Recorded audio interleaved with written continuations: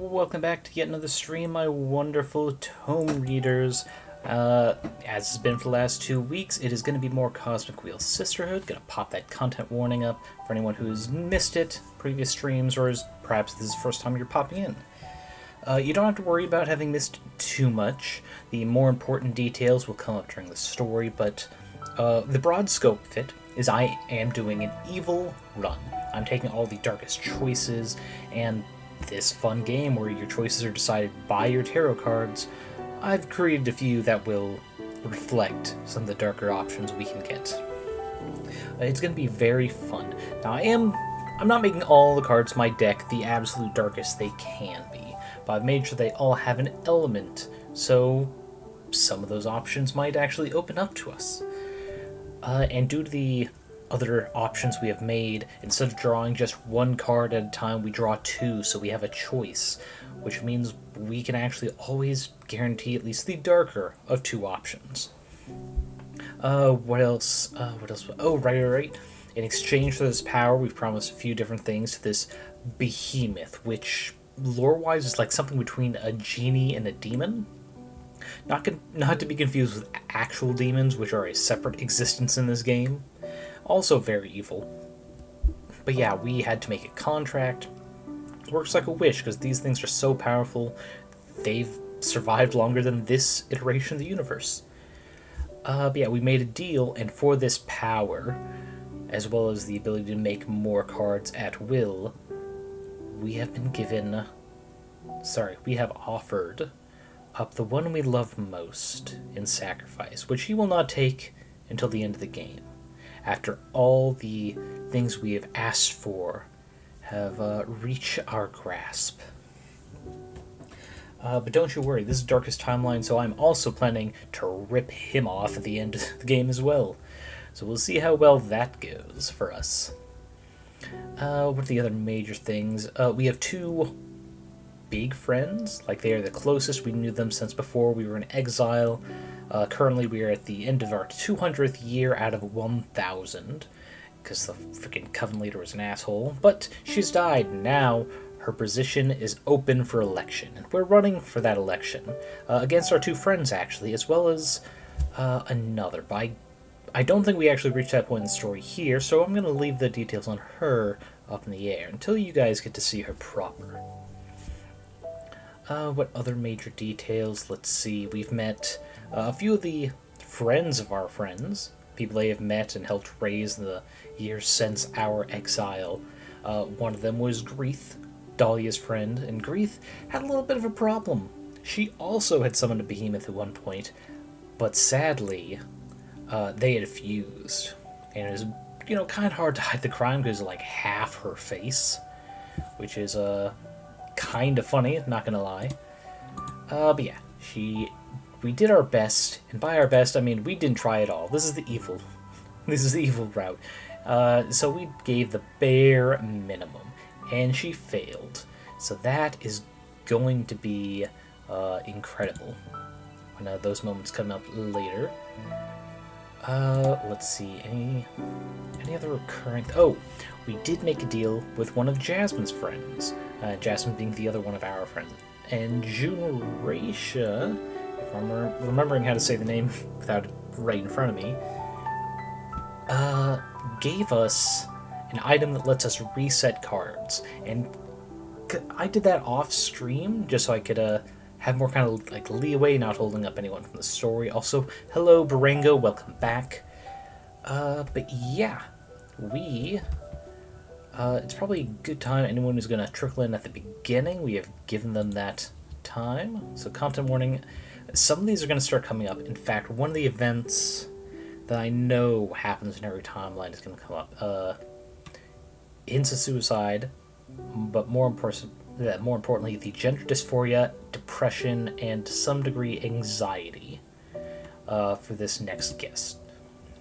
Though before we go to that, let's see, continue. It is slot here. I believe it's Dahlia. Yeah, it's Dahlia's here because they're so new they don't even have their own familiar yet. But yeah, first I'll show you the cards I have changed. I've also got rid of one to help limit what our options are, making them a bit more predictable as well. Okay, so first we're going to go to the beginning. So Cosmic Wheel, I did not make this one. There is a choice you can make. I'm not going to spoil it for anyone who may be interested in playing this themselves. But there is a reading you can do, and if you choose to do the reading, you get the Cosmic Wheel, which in the lore is this kind of metaphysical concept of which all fate is written upon. And I love this card just because of the details. It shows the 4 aspects of elements. You've got your air, your water, your fire, your earth, and the kind of biblically accurate angel appearance of the wheel itself. I love it. And the cool thing about this is when I draw it, I get the choice of any possible meanings for the question at hand.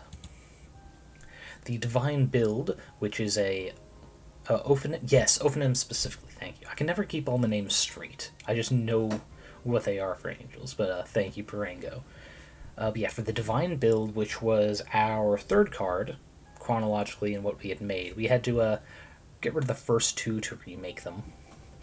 But it is pure Earth, and we depicted a kaiju battle between the Mecha Coven, who kind of like used demonic power as power sources for the machines, if I recall correctly. The machine cult, that's it. Versus an Earth Golem on the steps of this ruined temple, which was really fun to make. Trying to figure out how to make this appearance, putting this guy in the foreground to make him look bigger, whatnot. Our Pure Water card, which we have made a Medusa with eels for hair, crawling out of the sea and crushing this small aquarium with this pink snake-like thing. The Flood of Water, which unleashes hidden potentials, which kind of just means we're going to get some boosted options, but we wouldn't otherwise have if it was just normal amounts of water. Now, the Nomenclator. This is one we remade. We chose the same background, the same general location, as well as the same item, and we kept the arrangement mostly the same. The original, this item does have a normal pentagram, but I remade it with these blood scars that come with this, the Copper Merchant, I think is what it's called. And instead of the 2 kind of shamanistic-looking magic users, we have the Torturer wrapped up in bandages themselves, and this guy who's brewing something to have a nice little toque while on the job. This was a pretty fun one to try to figure out, especially when I realized I could recreate these in blood scars instead of just a single symbol. And the other one we made, Mors Omnibus, which, if I recall correctly, translates to Death to All, being our Pure Fire. This is the worst card we can get in terms of the horrible, horrible things that will pop up in the reading. But I used some of the elements to recreate a kind of radioactive symbol, and this guy in armor just clutching his side, injured. All he's got is light, because he does not have 2 hands to wield his greatsword. After, crashing. This was a really fun one to figure out, except it took me 3 tries. To find a card combination, because it's background, figure, item is what I choose to make every single card. And God, it took me a few times to get the full overstimulated fire energy that is the darkest thing we can get. But yeah, we've got those 5 to pull from whenever we do a reading. And now, let us go up and meet the new witch to the coven, who in fact has not yet fully ascended in her form. And you guys will see what that difference means. And actually, what is this really quick? Yes, we will put that off. Cherubim are the eyes, wings, of fire. Seraphim with 1 and 3 heads and 6 wings. Ophanim are the winged, sometimes interlocking eye wheels. Thank you, Burengo, in case anyone else was interested. I know I will absolutely forget. Yes, brief warning before we go into it. At some point, I will need to step away for like a minute or 2. I'm holding on to some items from my downstairs neighbor. They just had to drive off before I got home with them to hand off.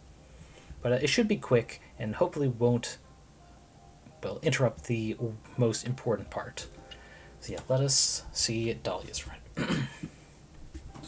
Yo, Fortuna. The newcomer I told you about is ready to meet you. She doesn't even have a familiar yet, so I'm contacting you on her behalf. Say the word, and I'll bring her to your place. Dahlia. And this little segment is in the past, and we're going to be seeing their thoughts as they go up to their apartment. Fuck me. I look like shit. I don't know why I even bother to go shopping if I don't feel like eating. I guess my future self will thank me when I get stoned tonight. Today's my birthday. Should have got myself a cake or whatever. I'll put a candle on a hot dog or something. Will Denathan release a new game soon? It's been way too long since Hotline Miami 3. Maybe I can start another run of Elden Ring 2. I don't know why I even get up in the morning. Life doesn't make any fucking sense. I don't make any fucking sense. How does everyone else manage not to hate themselves?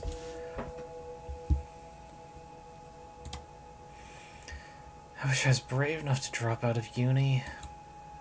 I don't even like computer science. God, I'd rather kill myself than go to work in an office. Ugh. I'd rather not work at all. Wish there was a way to stop existing altogether. Wasn't the Akara system supposed to make us all happy? For those of you who've missed previous segments, the Akara system is an AI that rules the world, which is supposed to keep everything stable and peaceful. That crappy AI overlord probably doesn't have enough processing power to save a miserable being like me. I hope those idiots don't ask me to hang out today for my birthday. I don't feel like seeing anyone.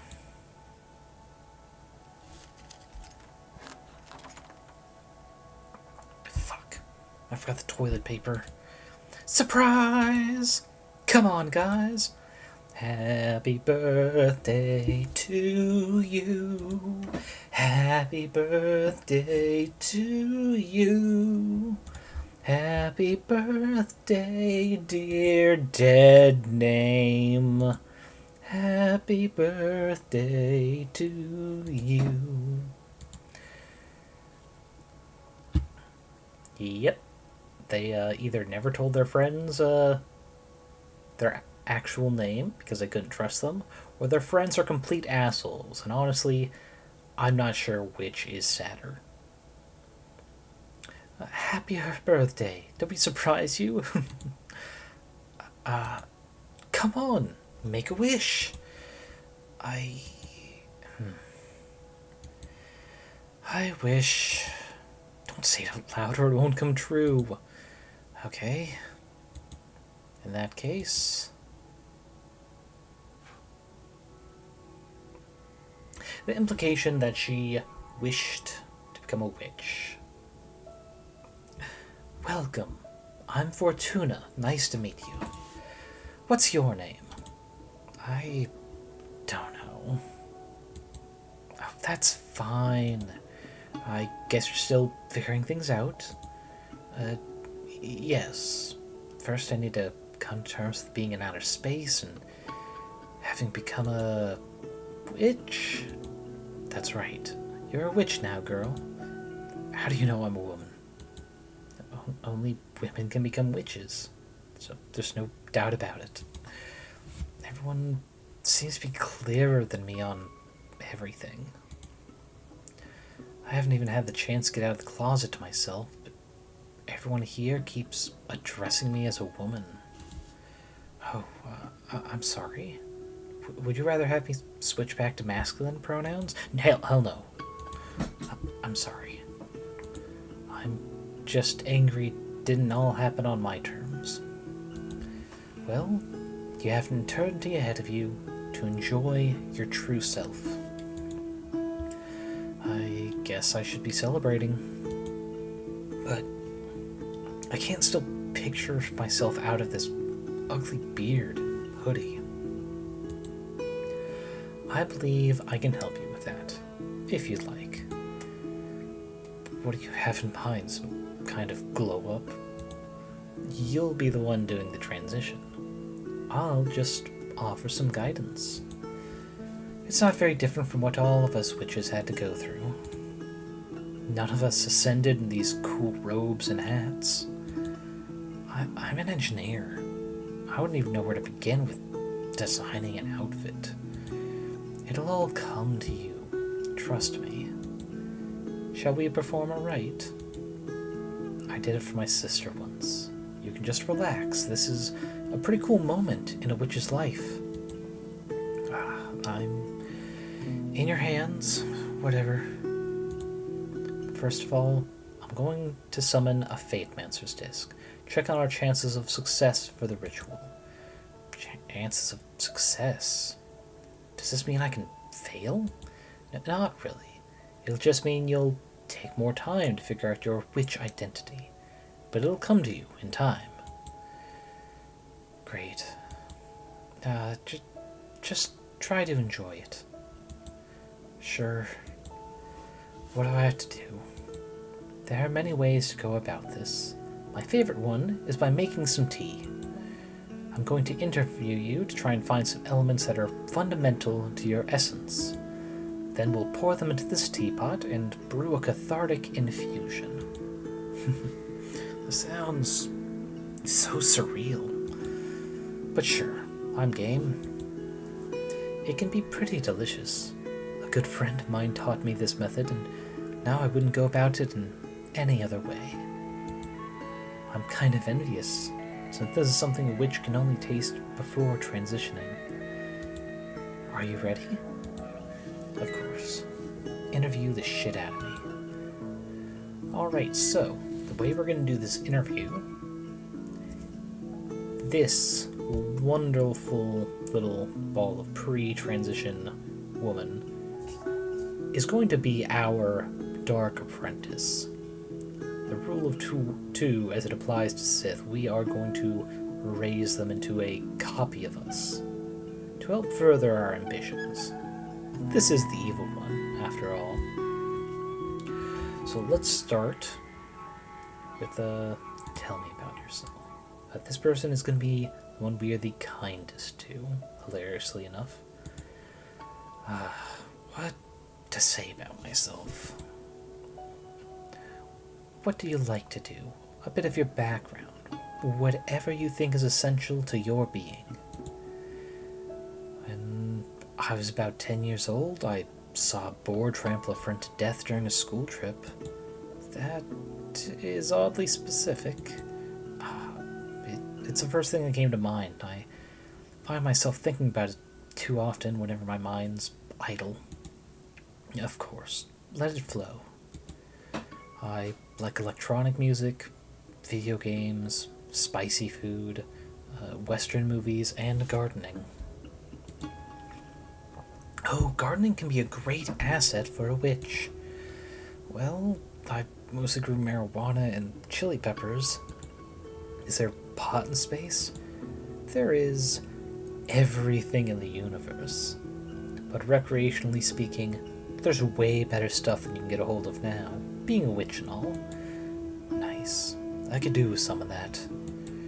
Sure, I'll set you up with a friend of mine. Did you do anything creative?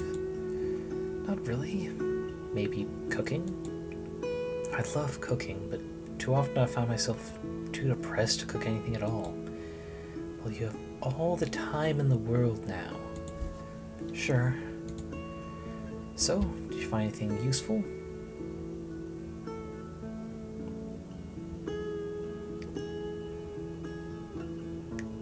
Let's add spicy food. Whoa. Is something the matter? Not at all. It surprised me, but as you said out loud, I felt a strong connection to it. You nailed it.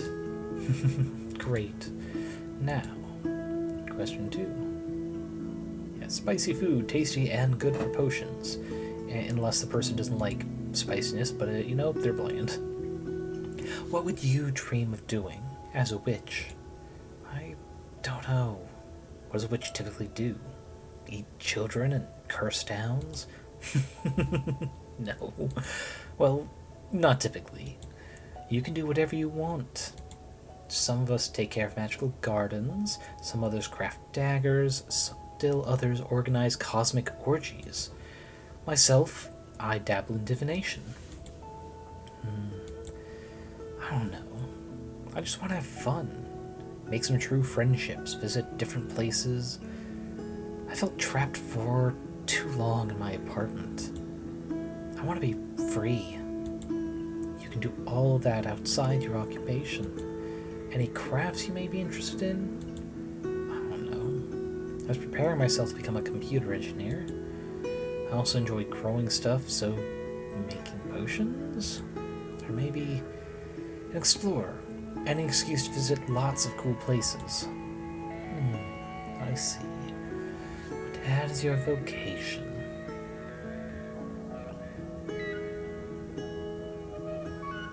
Let's go with gardening. Make your own recreationals. Picture you as a gardener witch. Oh, that sounds interesting. Are there gardens in space, though? Of course, the best kind of gardens. Oh, now I'm intrigued.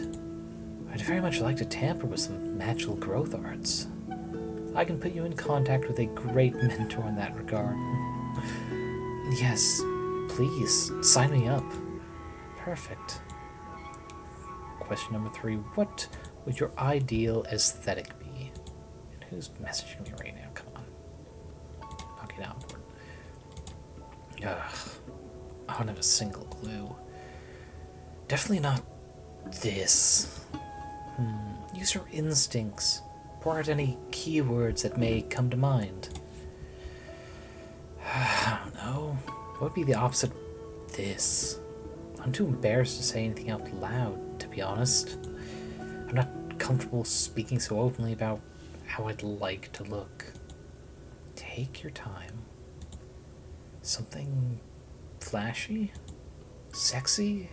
Oh, shit, what am I saying? I feel like any look would be too big for me to fill. I want to feel good about myself, but I also don't want to overdo it. A witch isn't capable of overdoing her looks. I mean, there's a spider woman with 4 arms, the frickin' Dahlia is a brick shithouse of beefiness. It's like you met Dahlia, right? Fuck yes. But she is one hell of a woman. You're a hell of a woman too. I don't feel so ready to own that. Okay, how about something empowering? I'd love that. Do you really think I could pull it off? I don't have any doubt. Okay, let's go with empowering then. Cool. I have enough. Let's pour you a cup. The odds on that disc of yours aren't as high as I'd like them to be. They're good enough. Fill the rest with your willpower. You can do this. All right. Let's drink this. Cheers. And look at that wonderful woman. Oh my goodness, you look amazing. Do I? Yes, you are stunning. Can't wait to get in front of a mirror. But I feel stunning myself, yes. I feel weightless. This is amazing, Fortuna. Thank you so much. Thank you, thank you, thank you. Congratulations. How can I ever repay you? What a time to Wilhelm me. Thank you for the books, Brango. How can I ever repay you? You just become the best witch you can be. Enjoy it. You can count on it. Can you feel it now? Your calling? Yes. I am the Peppermancer. That is so cool. What are your powers about? I don't know yet. Something spicy, that's for sure. I need to find a fitting name for this persona. I need to figure out what I'm gonna do from now on. So many questions. Feel anxious and excited. I can help you out with that. My speciality is helping witches dealing with questions using my deck. Oh, Doll, you told me about that. I was kind of bummed when you decided to brew some tea instead of letting me see your deck. So, yes, please, I'd love to see your cards in action. It'll be my pleasure. I propose we look into what role you'll play in the Coven, so you can form a better picture of where to direct your training. Yeah, that's cool. Also, what do you say we look in the future and see what you'll call yourself, so you can start using your name right away? Yes, please. I can't go by Untitled Witch Project forever. Nice. Anything else you want to ask while we're at it? I'm fine with just that. Let's leave some room for discovery. Very well. Now focus on these questions while I shuffle my deck. Okay, and remember what I said at the beginning, we're going to get 2 cards to choose from. So energy can lead to immobility. It's not going to be great for either of these. The Cosmic Wheel, perfect. So, I'm going to do the Cosmic Wheel for the name. Oh, actually, I'm not sure what all the roles she could do are. Yeah, we'll do it on rolls this time. At some point, you'll break the magical pact and be forced to serve as an arbiter. Ooh. Your bailings will be tough. Conservative witches will put you through absurd trials just to undermine the validity of newcomers. Assholes. Or talent to grow exponentially. Will even surpass some of the oldest witches. Yes, let my apprentice grow. Or grow a special variety of spicy peppers known as Truth Chili. That will become an essential item in the upcoming elections.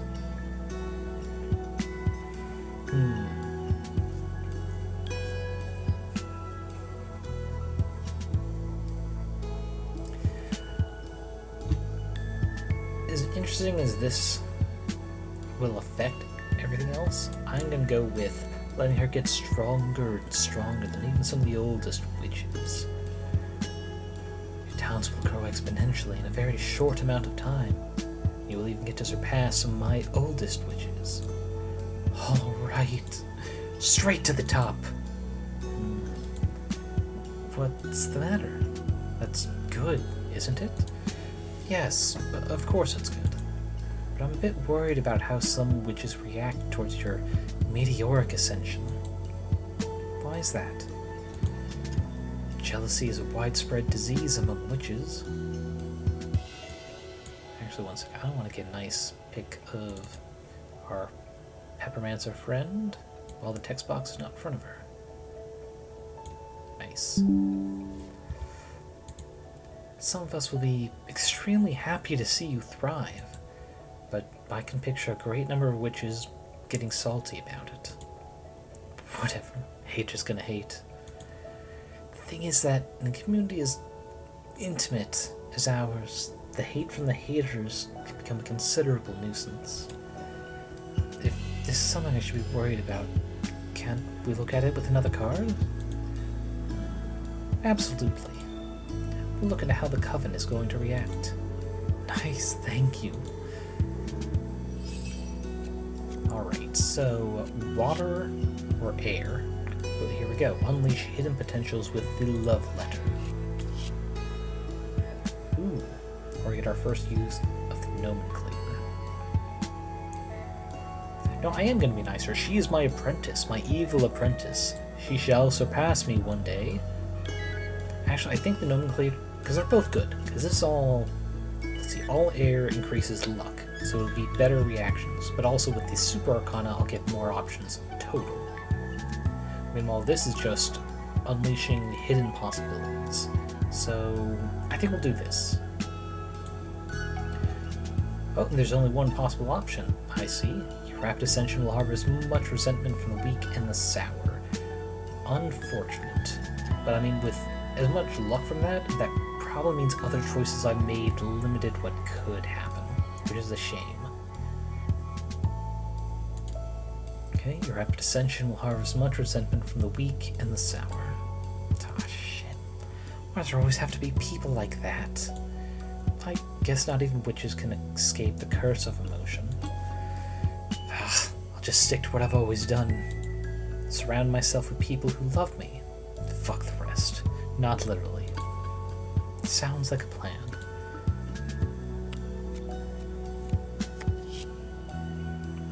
Okay, and the divine build, which we're not going to use for this unless the other one is fire. Okay, now we'll use hidden potentials here. Love letter to your name, because you should love the name you've got. We've got Violet, we've got Kaya, we've got... Okay, so we are literally... Sorry, we are going to choose Nova, because literally this is the name the developers used to refer to our Peppermancer friend in development. So there can be no truer name than Nova the Peppermancer. You are Nova the Peppermancer. Whoa. Nova. Sounds so alien to me. Feels like stealing a name from the identity database or something. But I like it a lot. Yeah, Nova is beautiful. My taste personally lends more towards like Dahlia's tall and buff, but absolutely beautiful. Especially when she is smiling like this, as opposed to her depressed pre-transition form. She needed this glow up. She deserved it. I'll do my best to live up to this name.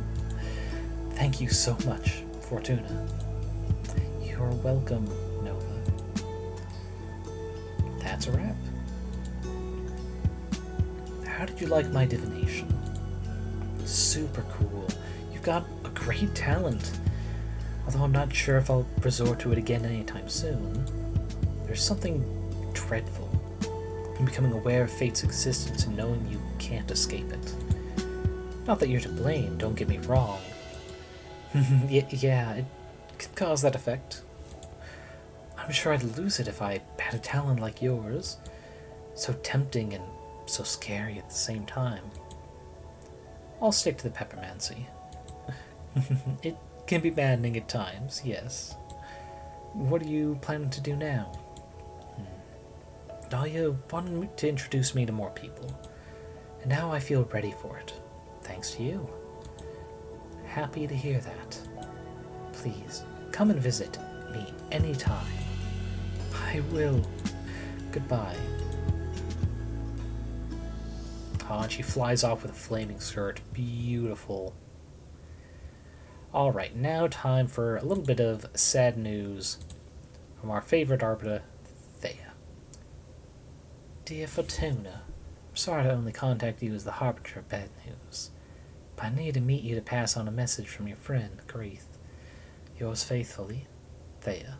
Arbiter Badge 210, rank Waxen Crescent. So yeah, Jasmine betrayed our friend Greeth, the one who was possessed by Behemoth last stream. It's unfortunate. And thank you, Streamlabs. Trying to take a sip. Oh yes, delicious. Hello again, Fortuna. How are you? Hello, Thea. Just get on with the bad news already. Ah, of course. I don't know how to put this, but your prediction came true. Wait, which prediction? No, please. I killed Greeth. Why? You're abominable. It was justified. She broke the magical pact by summoning that behemoth. And I gave her every chance to give up, but apparently she preferred to die than to be arrested. Greeth. I'm sorry. No, you're right. This is my fault. No, Fortuna. This is not your fault. She made her choice. Yeah, I'm not so sure. Come on, Fortuna. torture yourself like that. You wouldn't understand. What is there to understand? Is there something we're not aware of? Stop writing shit down. Leave me alone now. Please. Okay. I'm sorry. Before I leave, Grief wanted you to have something. Her behemoth. Which, yeah, tears off to roam the cosmos, unable to harm anyone. Till someone lets them in and they become the fears of a whole sisterhood. I think in honor of Grief, who unfortunately passed due to our own reading at the beginning, where we said Thea was going to kill someone, we are going to update the Earth card and put her behemoth inside it. Take care, Fortuna.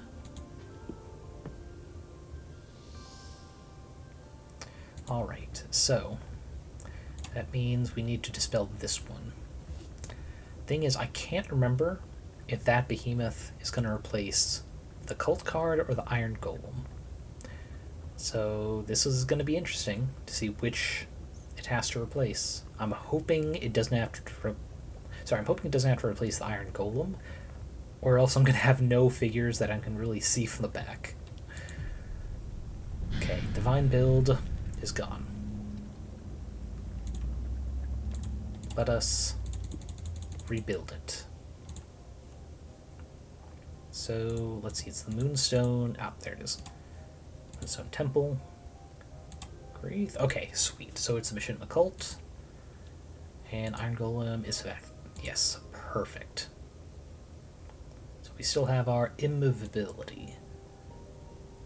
And I think, because it's a change, we are now going to put them over here, so we can see more of this disaster zone. Let's see, this should be at the front, so we can put it up here. So actually, we could probably do this and make it kind of look like a burning... No, because Grief was up like this. Let's see, to start... I can't remember exactly how we made the build. I do know this was the head. Oh, come on. Let's see, this was shoulders. And like some big armored pauldron-like type things. And we made this into a cannon. Oh. Let's see, to the back. Lid like so. Then we duplicate, flip like this, but this needs to be above it. Oh. There we go. I think these actually need to be smaller, just so I can fit more of it here. Let's see, what if I duplicate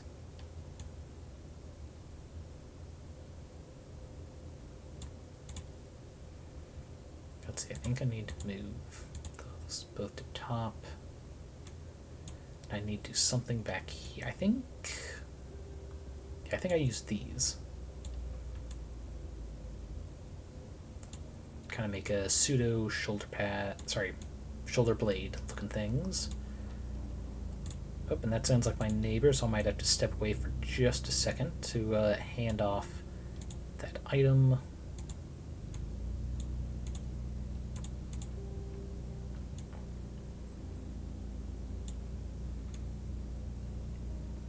Let's see, that looks good. Still need to do the other arm, but I think overall we'll move down like this. Okay.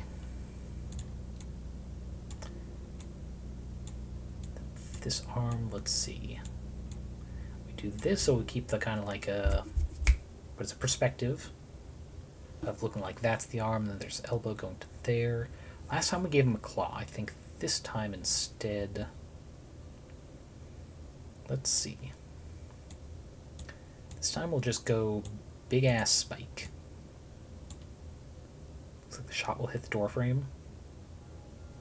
Yeah, but I can still reposition that one. In fact, because they have no legs, I can Ooh, I could make them look kind of spidery, like at the end is just all these fingers and hands for gripping. That would look really cool. Let's see, the spike... doesn't look too natural there. How about...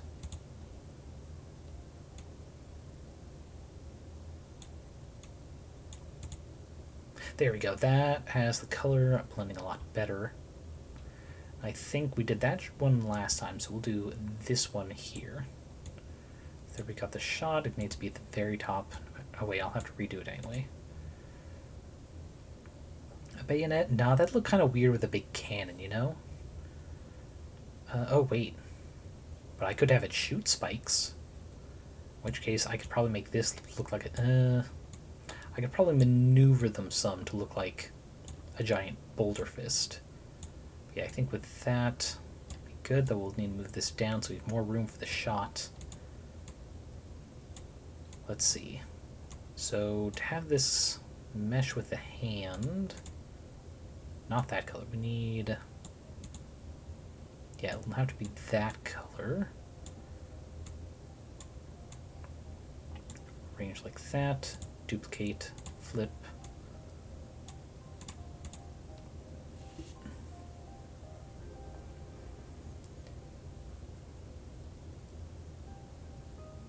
I think we have to just put in one more. Oh wait, got to the back.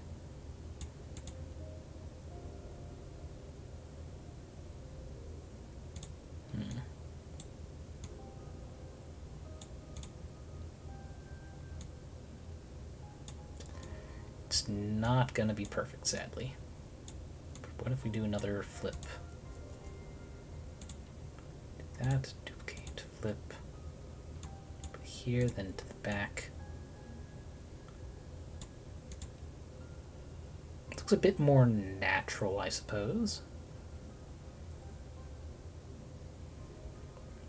But okay, this, I think to make it look more strange and spidery, we'll flip it like that. So actually maybe, yeah, there we go. That way we can kind of have the head sticking here.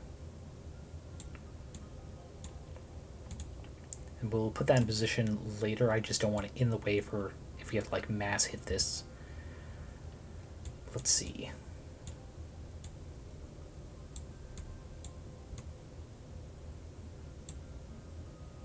Yeah, that kind of looks like it's gripping around the column. Do that. Let's move this out of the way and we'll start with just some column things. That we'll have to flip so we can do like there. Firing rocks in the door frame. Oh yeah, but those details will be easy to do because we'll have to decide what will actually be visible behind this. So we're gonna start with just getting the actual like body shape first, because then we'll know what we can worry about and what we don't.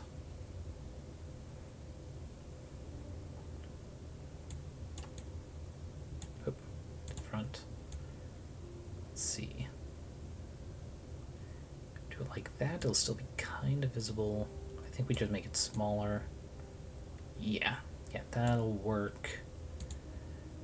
And then we need another one. There we go. We'll have this one kind of just gripping that door frame. Probably one here as well.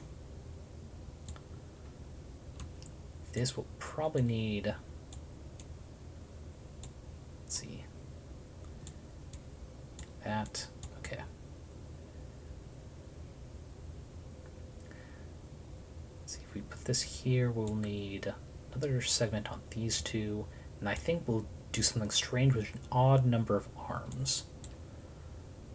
Let's see, I think this one we do a flip, turn it like so. So it'll be kind of very on angle.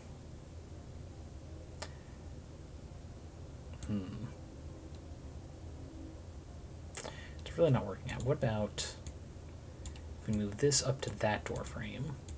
This will be down here.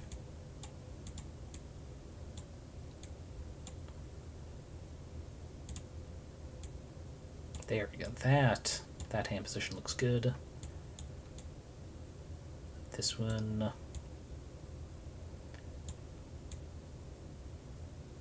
There. Let's see. Okay, sweet. The eyes are not connected. So let's start with to the top position, and then we'll start figuring out the arms. Arrangement like there. Because that'll work. This one. Oh. I forgot that is separate segments. So we'll just put that over here. We have that connecting there, looks okay. Do this. And I guess maybe change the hand position so it's like coming from below now.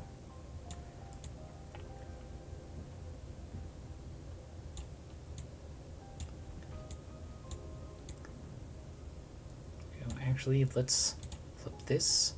We'll have that fire kind of overlap.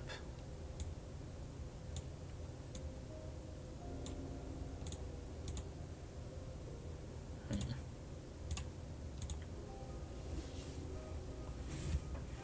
you go. We got that weird one. And yeah, let me flip that. So it's another fire overlap here. That a little bigger there. Then we can just rearrange like that. Actually, we'll put that over that one, this one over that one. Nice. So last we just need to connect this arm.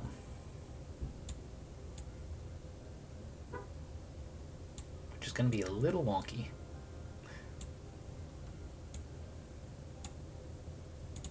Flip. Like there.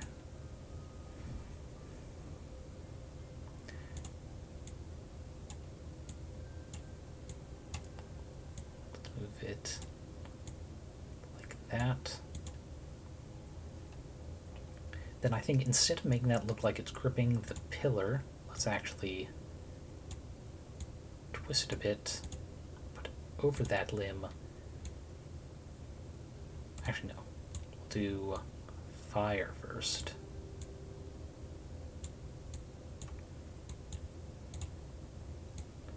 Some kind of like flaming dice attack. Get wrecked, nerds.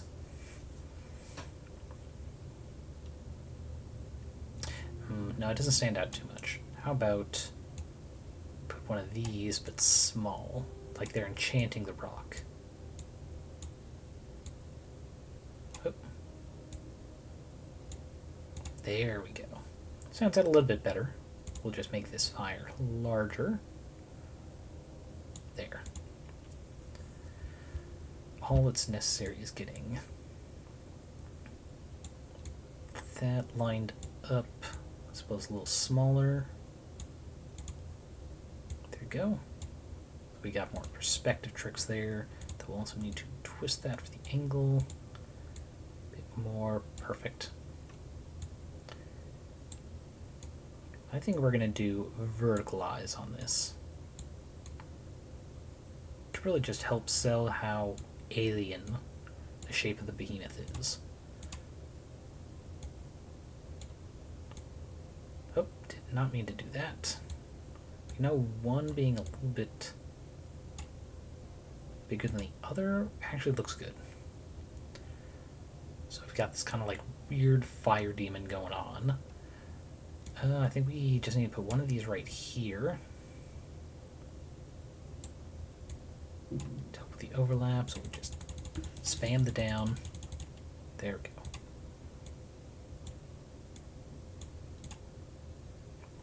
There we go.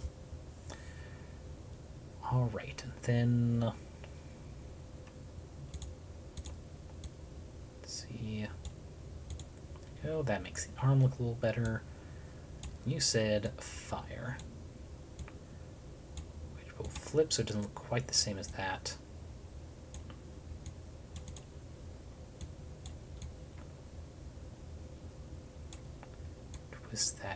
angle.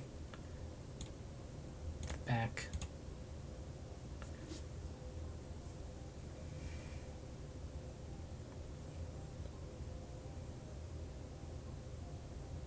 Yeah, I think that's good. We're just gonna duplicate this twice, kind of make them small so they look like they're just like stuck in the wall over here where she missed.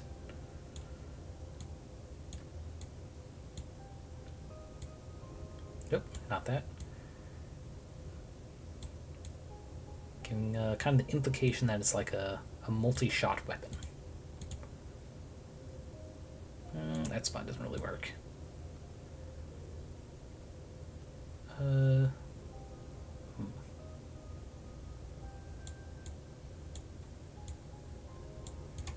There we go. Too much spray, not enough prey.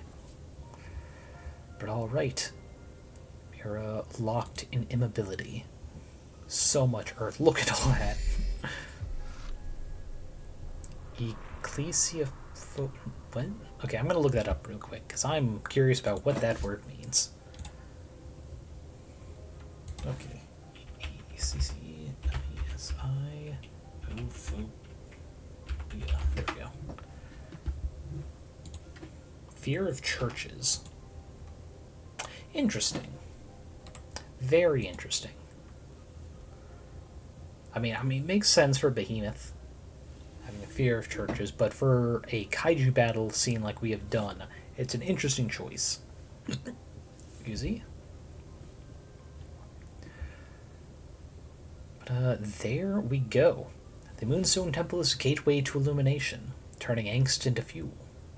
The Iron Golem is powered by sheer determination, but excessive earth energy still leads to immobility. Alrighty, let's make sure I still have, yes, 5 cards. And now, ooh boy, we have got a new character, at least for this run, that we have not yet seen in their current form. Also, wait a second, I thought my neighbor was here. I just noticed they haven't really... One second, let me take a quick look out the window. BRB.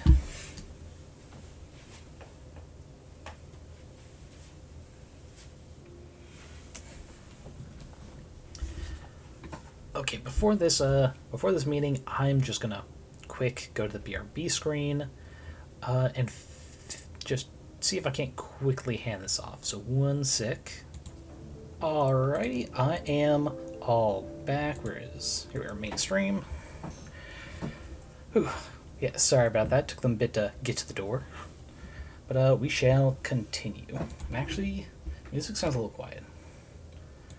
Go ahead and just both those up one. Let me know if I need to turn them back down. Yes. Who does this turtle familiar belong to? Fortuna. Not cool I had to learn you can get visitors now from other than you. I don't know if you are aware of the current state of things, but we need to talk. Patrice. Those of you who missed previous streams, Patrice is our sister from back when we were human. Now we get a nice flashback. Excuse me, sorry about that. Chapter 5, an inquiry. So this is the same beach upon which we had ascended to witchhood, where we had left Patrice and our friend, whose name escapes me, behind with no keys to the food truck, funnily enough. But yeah, this is her, still currently an old woman on Earth, so old woman voice. Things weren't as easy as you have them now. When I was about the age of little Micah here, I was already working. What did you do, Grandma? I spent most of my childhood helping my mom sew work clothes for the farmers. I wish I had a job already. I hate school. My allowance is miserable. You make more from your allowance than I made sewing clothes. I got paid 30 cents a piece. What? Then why'd you even bother doing it? I had to help my mom. She was paid $2 a piece. But during those times, it was enough for us to get by. Why is everything more expensive now, Grandma? I don't think I'm ready to explain that. Ask your dad about inflation when you get home. Just don't Google search it with Sonic in there. Just a word of advice. Did your dad explain it to you? I'm afraid not. My dad died in the war back in Spain. He didn't have time to teach me much, besides how to use a knife and how to cook a mean paella. I love Grandma's yellow rice. You sure do, beautiful. I'll make you some paella tomorrow. What do you say? Yes! Yes, yes! Why did you come to America, Yaya? First of all, this is not America. These are the United States. Okay, okay. Why did you come to the US? A couple of years after my dad was killed, my mom had to flee to France with me and your auntie Fortuna to escape from the fascists. Then we moved to the US. What are fascists? Very mean people who don't like anyone who thinks differently from them or simply is different. Are there any fascists in the US?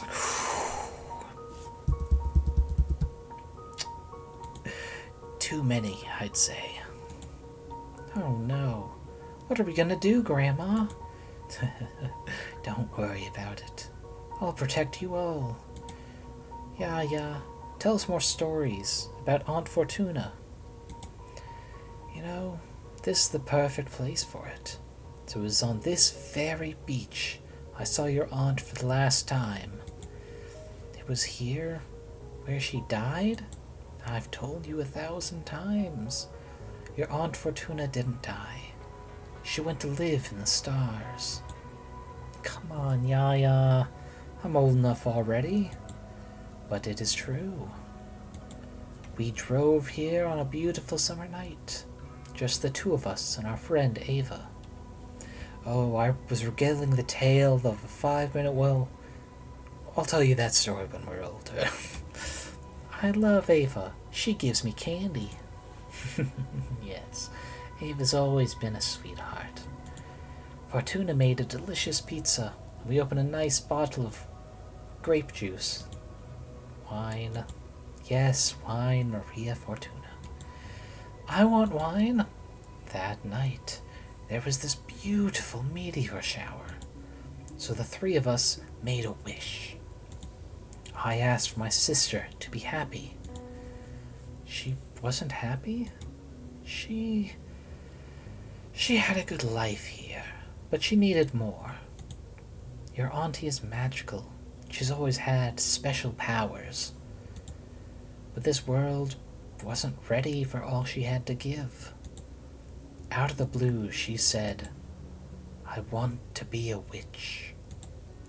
I'm scared. Shh, Michael, it's all right. She's a good witch.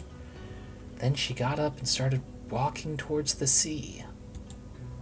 The stars fell upon her from the sky, but also rose to embrace her from the bottom of the ocean. She walked until she disappeared into the water.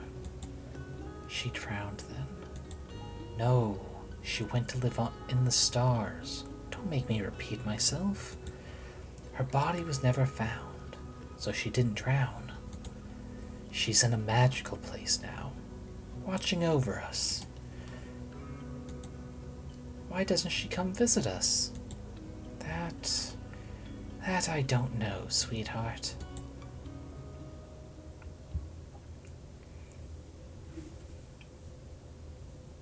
And here's Patrice now. Hello, Fortuna. Oh no, you're upset. At this point, I'd say I'm more disillusioned than upset. When were you planning on telling me you can accept visitors?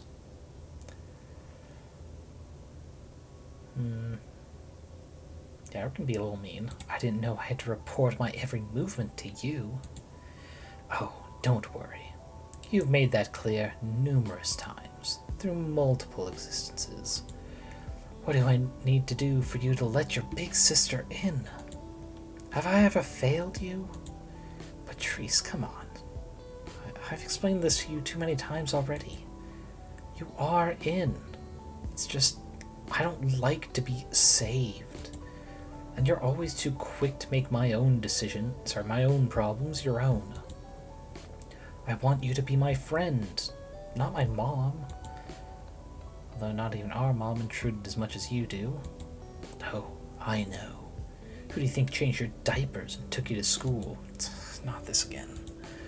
Listen, it's been 2 centuries since I last saw you. Why don't we skip this part and get to the tense and cordial conversation? Fine. Are you still checking on your descendants? Nah, I got bored a couple generations ago. It was important for me to veil over Maria Fortuna, Eric, Michael, and the rest. I was genuinely curious about how they raised their children, what became of them all. I don't know, the ego trip of witnessing one's legacy. But at some point it lost all meaning, just became voyeurism, watching strangers go about their lives. They stopped talking about you, huh? Shut up. I know you too well. Prick. How's work? Oh, you know, keeping up with the thrilling life of the archivist. Why don't you switch jobs if you find it so dull? No, I mean it. At first, I took it because I needed to come to terms with this new reality you dragged me into. But now I'm hooked. Occult sciences, actual occult I mean, not esotericism, are so stimulating. Feels like picking reality apart. Like I'm on the verge of a scientific breakthrough every day. I'm this close to start writing my own treatise. I'm eager to blow some witches' minds with the reframing of the occult I'm thinking about. Whoa, that sounds exciting, all right. Will you read it? Of course, you don't need to ask. Well, you didn't read a single novel of mine back when we were mortals. I'm not as interested in lesbian pulp novels as I am in occult stuff. Fair enough, I guess. How's Juliet doing? Are you still together? No, that had to end. We broke up about 50 years ago. What happened? She went and joined the arbitrage office, willingly. Can you believe it? Whoa, why did she do that? She was overwhelmed by what being a witch implies. All that freedom, the directionlessness. She depended a lot on me and to decide how to use her time, but I'm not the kind to become anyone's conductor. She was fine whenever she was busy, but every time I needed my space, she had severe episodes of anxiety and depression. She knew she was hurting us both, so in the end her solution was to forego her freedom. From what she's told me in her letters, becoming an arbiter gave her a mission and a purpose. What a shame. Well, whatever works, I guess. Existential dread is a widespread disease among witches. The irony of immortality. Enough catching up. Though in this little lull, I am going to pop my other drink, because my last one is empty. There goes the Sprite from this morning. Here comes orange Gatorade. I moved like, was it 13 or 14 paver stones, each of them like 30 pounds. Once for each of them into my truck, and into my car. It's not a truck by any means. And once again, getting them out. And I'm still kind of feeling it. What about you? What have you done this time? What are you implying? Something embarrassing, dangerous, or illegal, I'm sure.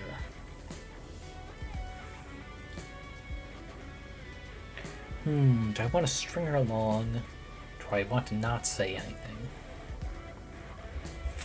Decisions.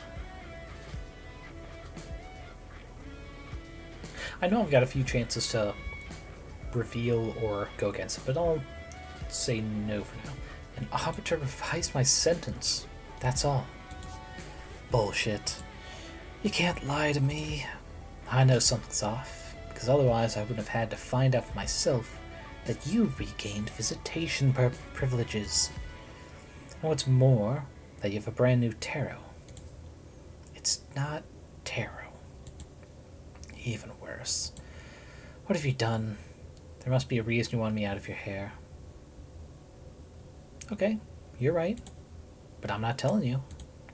Tell me. Can't remember if I get one more choice or not.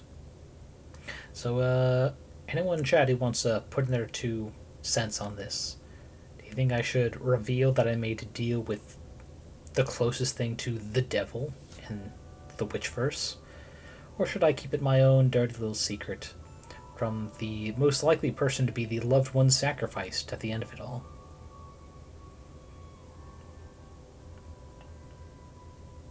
Actually, no, I just realized the most evil thing would be sacrificing her and not letting her know, huh? Just at the end, the reveal, it's like, wait, you sacrificed me? And you didn't even give me a warning? Yeah, that's pretty evil.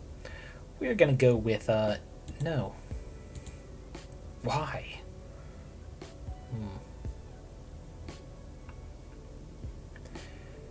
That's too caring. It's also still kind of caring, because I don't want to. Stop being so childish. You're the one being childish. Leave me alone. Just let me help you. Why are you like this? I said no. Why did you turn me into a witch then? I did not turn you into a witch. You were destined to become one. How many times do we have to go over this? I just read the cards. Wait. What? Oh my god. Are you alright? I did turn you into a witch. Oh my god. I'm so sorry, Patrice. What are you on about?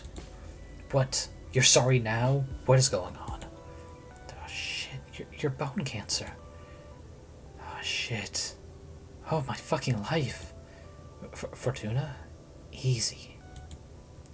I'm so sorry. I'm truly sorry.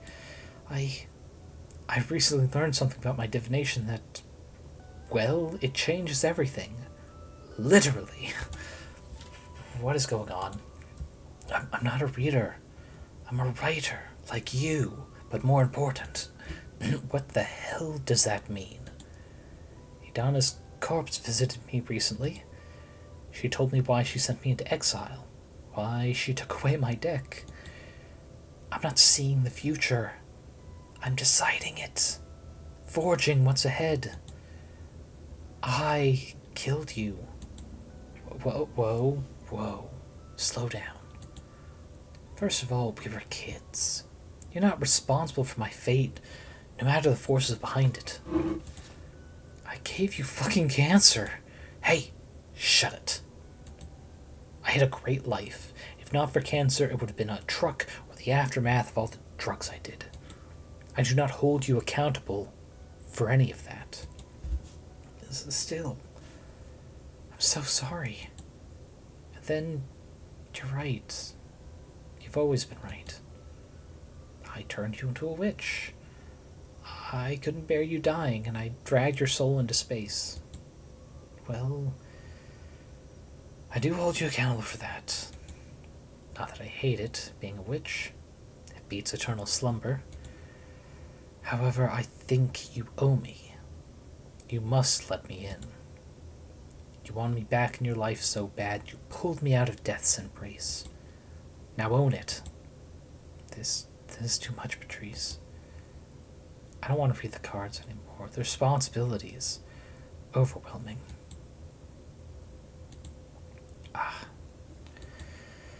Listen, I see how your powers present quite an ethical conundrum. We're not on Earth anymore.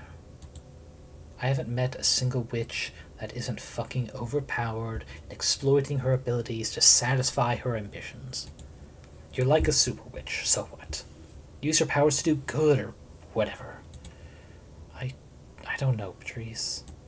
Moreover, I believe you should act on it, like that spider guy Ava liked. Having great power, not using it is irresponsible, or what have you. It doesn't go like that. No? Well, you get me. But where do I draw the line? Case by case. I know you're a good person. I'm not afraid of letting you tamper with fate. Read the cards for me, come on. Really? What about?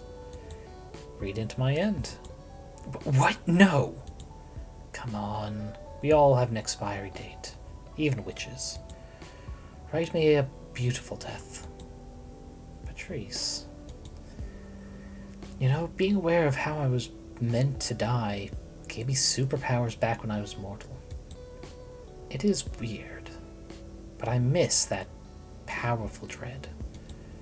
Please, Fortuna, grant me illumination once again. Alright. I love you, Patrice. I love you too. Here we go again. But let me tell you, this is the last time you make me read into your end. You get reincarnated or whatever. You deal with the pain of being alive like the rest of us. Deal. Wait. How does this new deck of yours work? For you it's going to be the same. Mechanically speaking, it's just like tarot. But I crafted this deck myself, capturing arcana inside the cards. So I can fine-tune my style of divination. Don't need to be so dependent on the classic tarot symbols. Wow. Pretty cool. Okay, show me what you've got. Show me what you've got. The Cosmic Wheel, which will give us every option possible. Or the Fear of Churches Ecclesiophobia, which we just got. We're going Cosmic Wheel because I'm fairly certain we're only going to get one answer again. Yep. You are going to die at the hands of a behemoth. Well, sounds better than bone cancer. Can you feel when? This year. Oh. I'm so sorry, Patrice. I'd better start living witch life to the max, huh? How can you remain so calm in the face of certain death? What can I say? This is my first rodeo. I'm glad I asked you to read into my end. I had a lot of stupid plans that I can ditch now. I think I'll go and try my luck at using the Forbidden Door to Pleasure. I've got nothing to lose. This is so liberating. Patrice.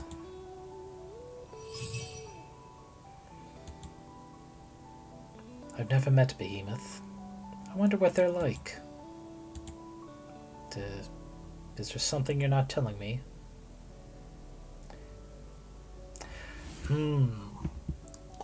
Okay, so this is the absolute final chance to tell her. I think I'm going to stick with my guns, because the most evil thing to be is to know exactly when she's going to kick it in this way, and not letting her know whatsoever. So, no, it's just, I'm still processing this. It's fine, really. You're finally getting me out of your hair, silly.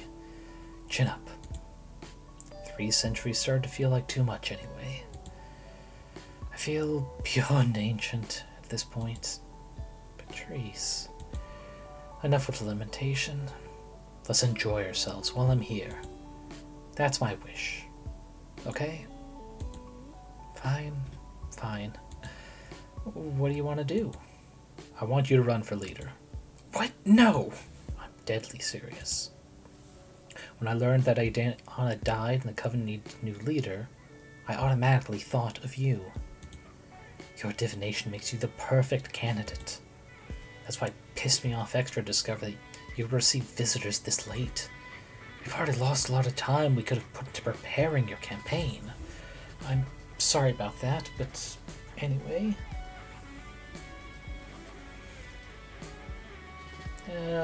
I mean, we're gonna do it in the end.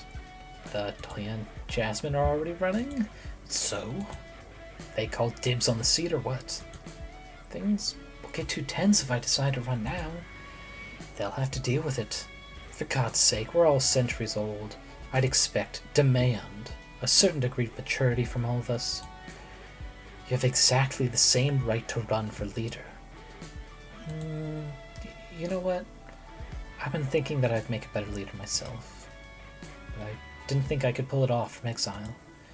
That's fine. I'll help you. I'll do the heavy lifting. Are we really doing this? I'm excited. You bet.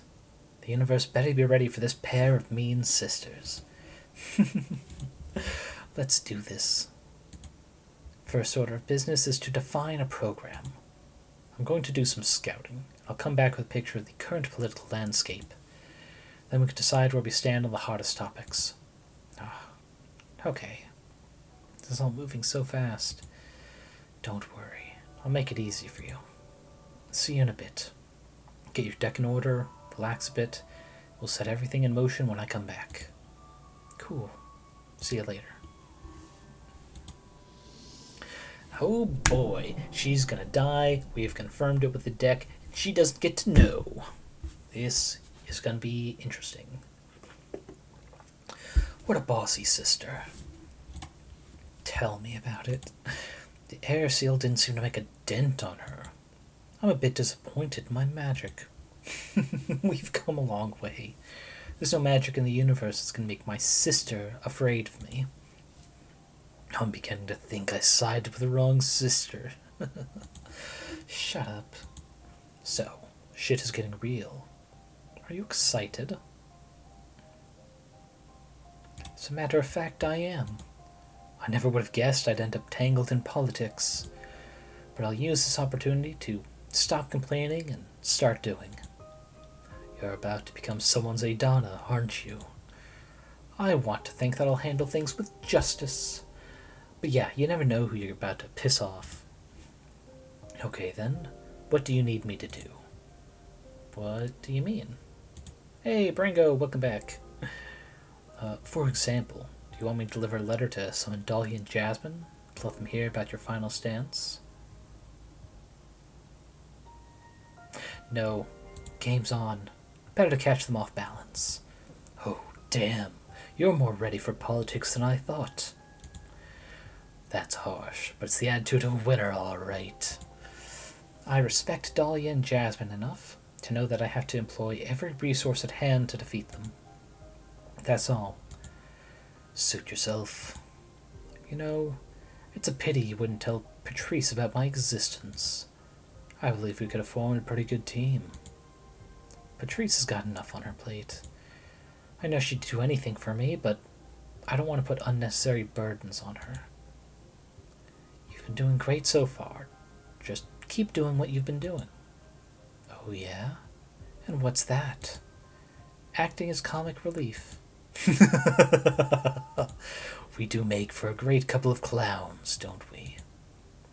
Speak for yourself. Okay, I'll do that. Just let me know if you need any more divine interventions to save your sorry ass. Ha ha. I think I'm gonna lay down for a bit now. I need some rest before facing the mess I've got myself into. Talk to you later. Ooh. Okay. We dream based on the Church Fear card. You are flying a plane made of seashells and colorful feathers. You land inside a frozen volcano and pick some rocks to install into your ship that make it fly faster. Then you race against wind spirits and can't stop laughing. Nice.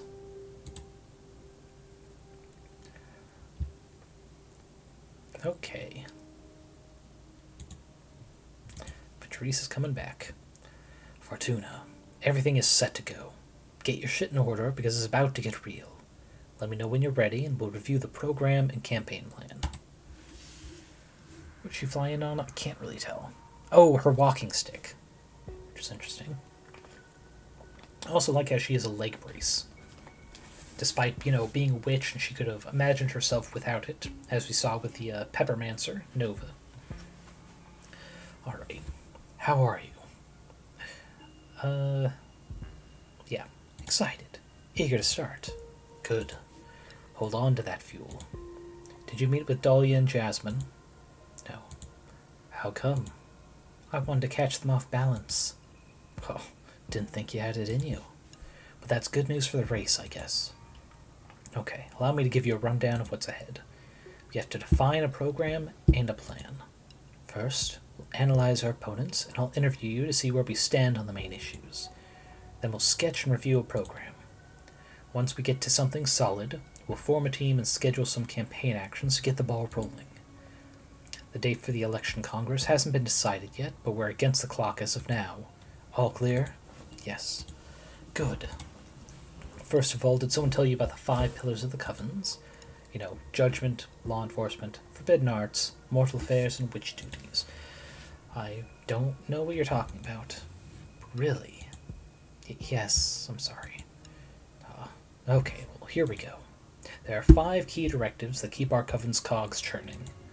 As I said, judgment, law enforcement, forbidden arts, mortal affairs, and witch duties. Make good note of them. Judgment is about how we deal with conflicts within the coven, how we determine who's at fault and such. It's also the executive branch, where the coven is going and how we deal with major events. Till now we've had runic judgment, which basically consisted of Idana consulting with the gods, and us blindly swallowing whatever she fed us. Then we have law enforcement.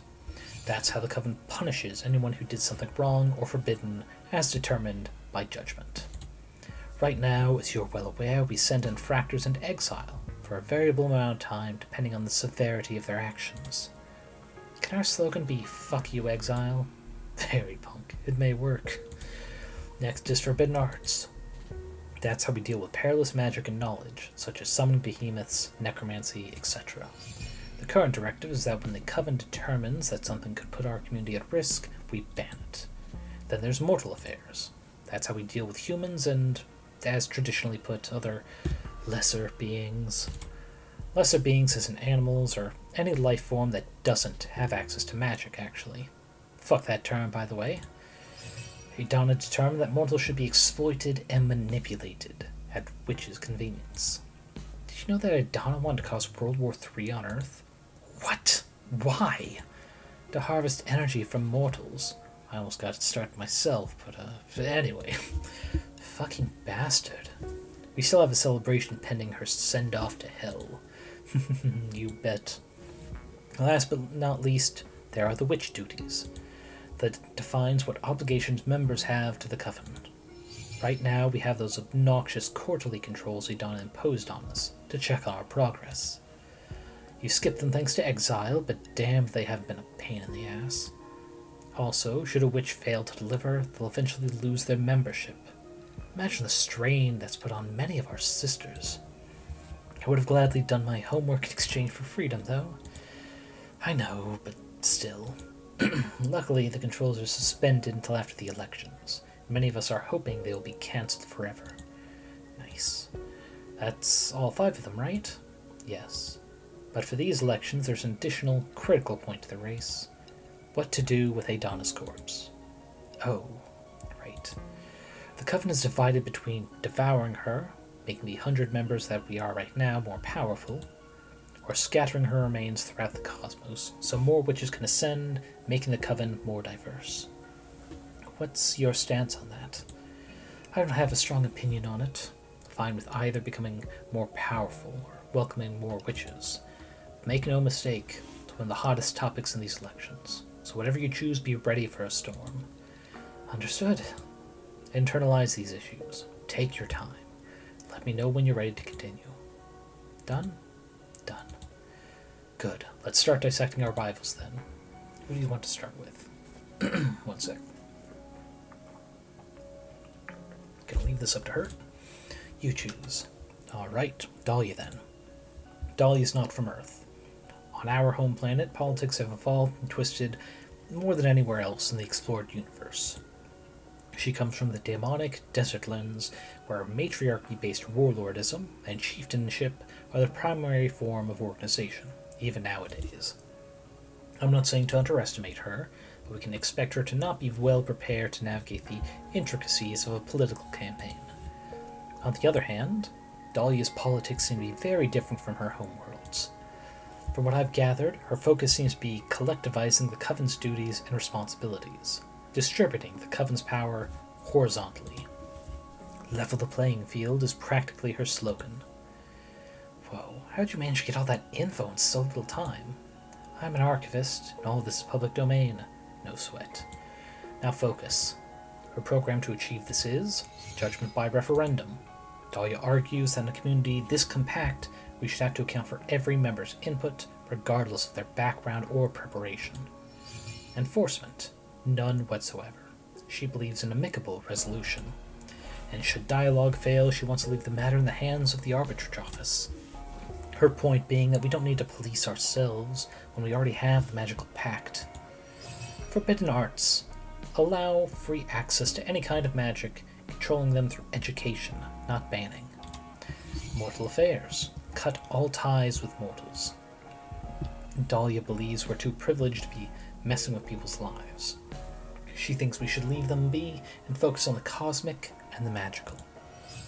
Witch duties. Magical tax. Have every member of the Coven share a percentage of their magic output to pool resources for the benefit of the clan. And finally, she believes we should scatter Adana's remains so more witches can ascend and our Coven can become more diverse. As you can see, Dahlia is betting on a kind-hearted community that requires goodwill to work. Almost utopic, I must say. What do you think is the best strategy to undermine her program?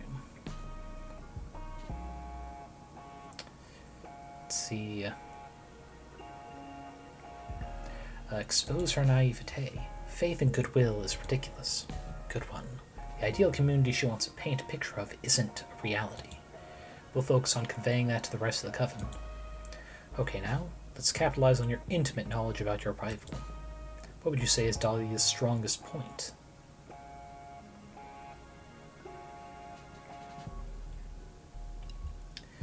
Let's see, yeah, her overwhelming charisma and the confidence she projects. Yeah, if this were a popularity contest, she'd have the upper hand. I'm sure her campaign will kick off with a lot of momentum. We can't hope to defeat her on any revolutionary grounds. We'll have to play on your intelligence and mysticism to get a bite of her cake. Alright, what about her weaknesses? What is Dahlia's most critical flaw? Well, Dahlia is very green when it comes to debating politics or philosophy. It's a very exploitable flaw. We should aim to have as many exchanges with Dahlia as possible, defeat her dialectically, send as many challenging questions as we can her way, force her to make public statements on hairy topics. She's likely to sabotage herself if we overwhelm her with complex dilemmas. Is this really necessary? It's your call, but if we don't exploit your opponent's flaws, it'll make it less likely for you to become the next leader. Politics are ugly, I know. But also, let me tell you, you should expect the same from your rivals. Friends or not, I'm sure they won't be pulling any punches. Be ready. I'm already regretting this. But sure, whatever. I'll handle it. Shall we go over Jasmine now? Yeah, sure. Jasmine was born in a small English town during the Industrial Revolution, circa 1800. That put her in a cultural sweet spot for amassing the sympathies of the Coven. She's a young witch in the eyes of the eldest, medieval and ancient witches, but not so alien as us contemporanean witches, with our world wars, TV, internet, and other global lunacies. Jasmine gets along with us, but is also part of the last decent generation, according to the most conservative witches. Her politics are a liberal revision of Adana's, removing the most tyrannical mechanisms by reducing punishment and responsibilities. That will maintain the status quo, but give more room for individualism and personal enterprise, free from so many duties and the fear of failure. Her program to achieve this is: judgment will be performed by a quorum of the four eldest witches in agreement with the leader. That is the sweetest candy of a program for the whole lot.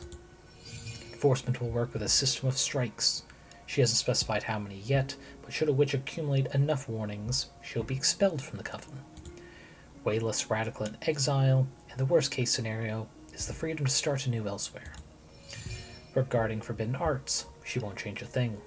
Anything deemed dangerous by the eldest witches will be banned. Then, for the mortal affairs, Jasmine proposes a model of protection and guidance. What is good for humanity? What should we protect them from? I guess that'll be determined by the quorum of the eldest. Lastly, as for witch duties, she proposes a policy of no vigilance. Jasmine argues that we should trust every sister, but will have the coven's interest in mind, that there's no need to evaluate or impose any duties on any member. And of course, regarding the trending topic, Jasmine wants the coven to devour Adana's corpse, so we all become more powerful. Take a minute to interiorize Jasmine's program. Stop throwing out these big words. Sure. Done? Done. Perfect. So tell me now, what do you think is the best strategy to undermine her program? Yes, these plans benefit the powerful and forsake the novices. Interesting. If we adopt this strategy, we may polarize the coven's opinion. In the long run, we could gather the support of the young and weak, plus the support of the most compassionate elders. It may do the trick. Good, good. Now to assess the candidate herself, let's use your privileged info on Jasmine. What would you say is Jasmine's strongest point? Let's see. She is a pillar of the community. She helps and provides for many people with her garden, and has many contacts and friends. That sure puts her head in the race from the very start. It'll be hard to win people's trust in Jasmine over to our side. We'll need to undermine her capabilities as a leader and reinforce her status as a community provider, so she stays like that, rather than a ruler. Now to her flaws, what would you say is Jasmine's weakest point? Her anxiety. She gets stressed easily. Ooh, that's really easy to exploit. Good, good. That's a flaw that will trigger almost automatically, just by competing for leadership. But we can push her buttons, so she loses focus and messes up. I feel so bad doing this. Toughen up, Fortuna. Her advisors will be doing the same about you, no doubt. Plus, these are emergency resources. If we play our cards right, we can hope for a clean victory. Focus on bringing your best game, and I won't have to push any ugly buttons. Talk about pressure. Alright, now for the third candidate.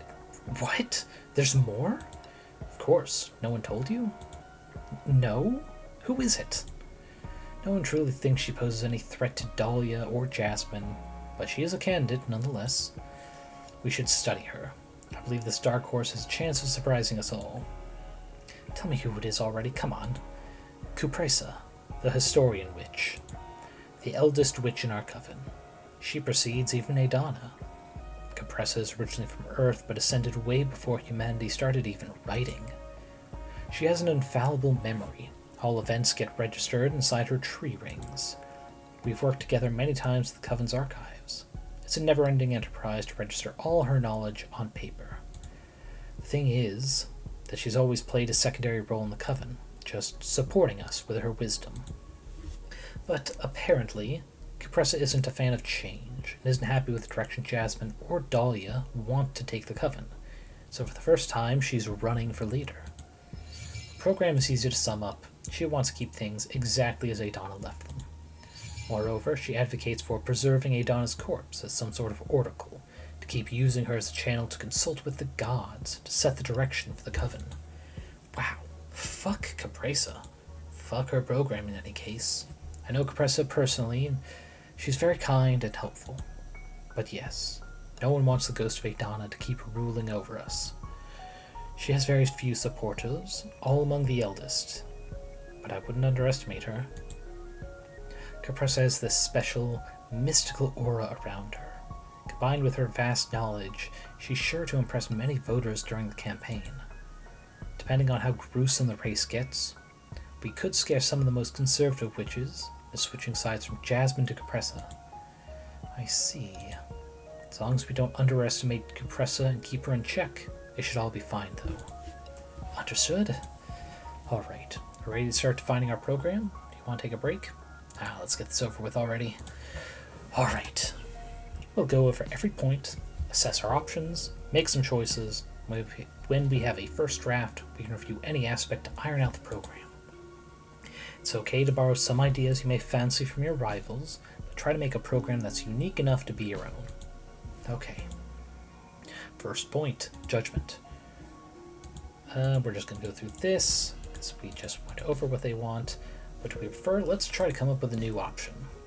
Maybe there's another option to manage the coven? Something fair, but effective.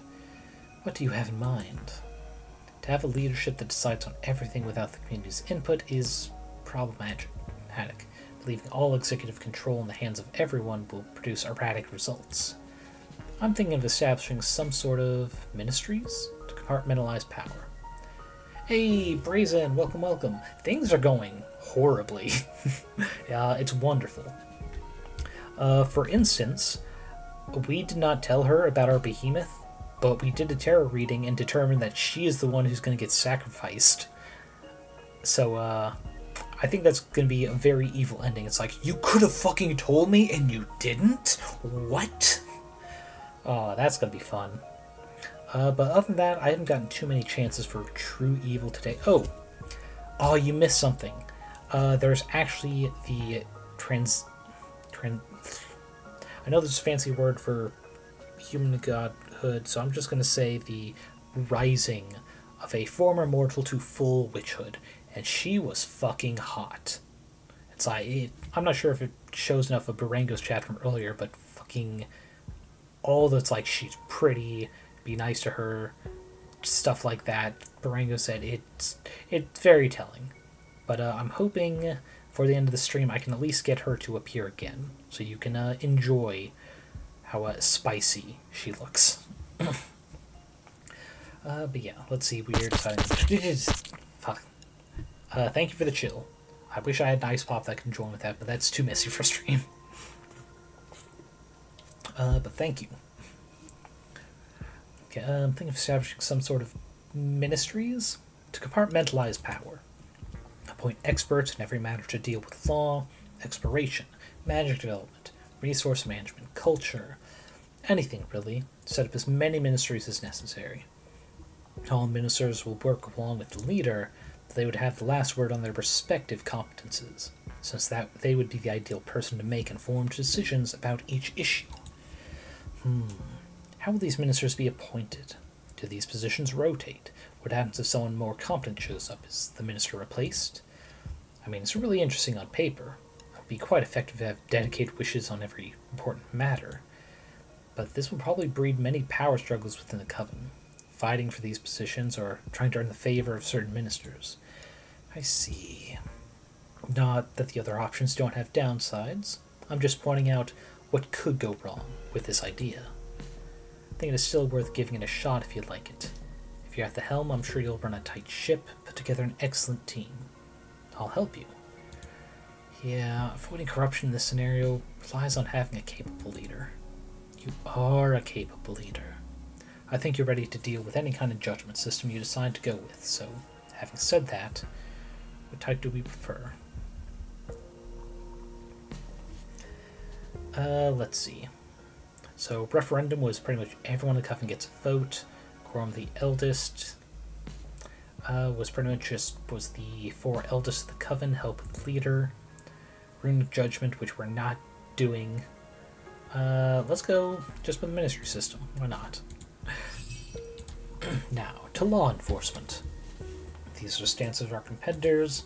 Jasmine wants to set up system warnings, leading to expulsion. Dahlia advocates for amicable agreement, supported by the arbitrage office. Cuppressa wants to keep exile as punishment. What type of law enforcement do we prefer? We're going to come up with a new option, because we're going full original. I've troubled feelings towards punishment as a method of enforcing the law. It keeps law and order through fear, but we can't expect everyone to behave. Is there a way to make punishment constructive? Constructive how? Send bad witches to detention to do some magical studies? Not that, but hey, That may be an idea. What about community service? Elaborate. Instead of expelling members, or gods forbid, sending them to exile, we could set up a system of assigning hours to community service, depending on the severity of the infraction. Tending other witches' gardens, harvesting magic for the coven, helping the explorers, whatever is needed, really. We could pull that off, yeah. I don't know if it'll look childish or weak in the eyes of some witches, but it'll benefit the community in the long run, definitely. Alright. What type of law enforcement? Well, we're going community service, as any good society should. Next is forbidden arts. These are the stances of our competitors.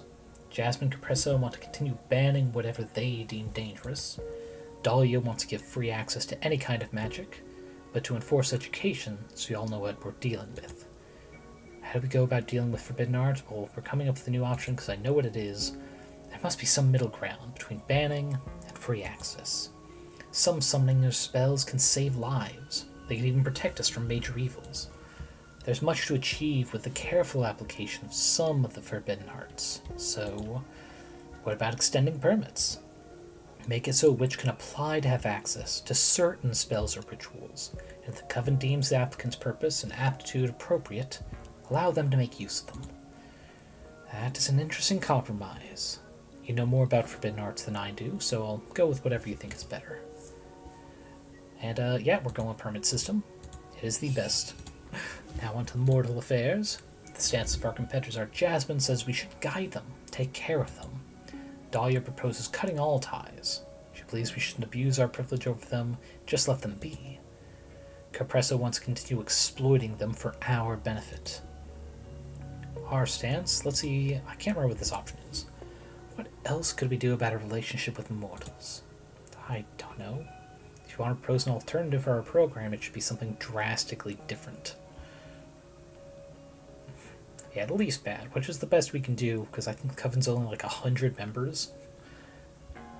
So, I mean, it's not so bad for a permit system with so few people. Like thousands, it might get a little tricky.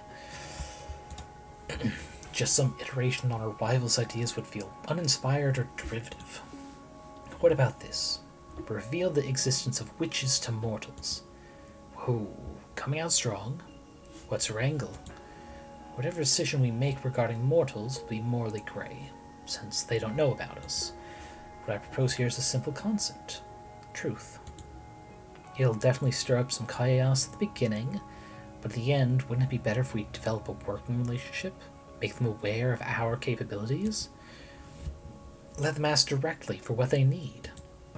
That is beautiful. But didn't you pay attention in school? Humanity has a troubling relationship with witches. They burned us for sport. They burned poor innocent women.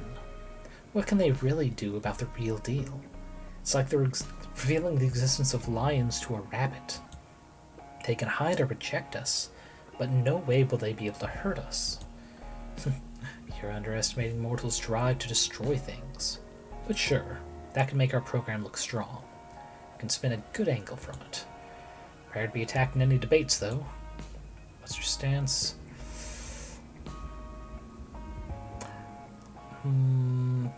Yeah.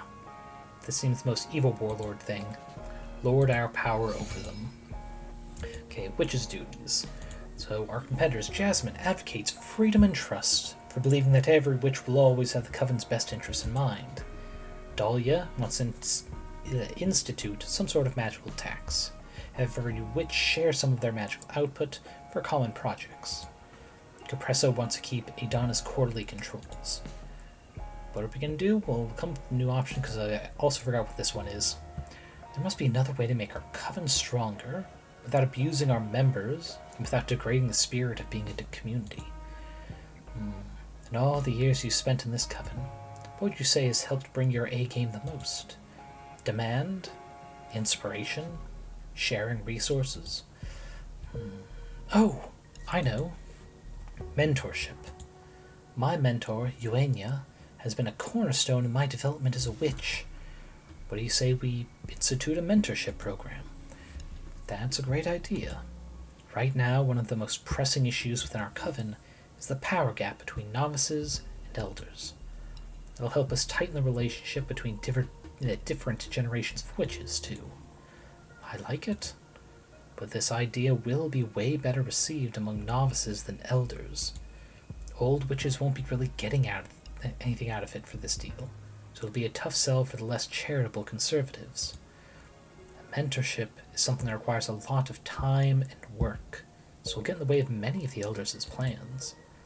You yourself will be forced to take on some apprentices. Think about what that'll mean for your lifestyle. I see. What are we going to do with witch duties? Well, mentorship. Let's get our own little Padawans and we're going to train them to be evil Jedi. Pure and noble. Okay, finally the issue of what to do with Adana's corpse.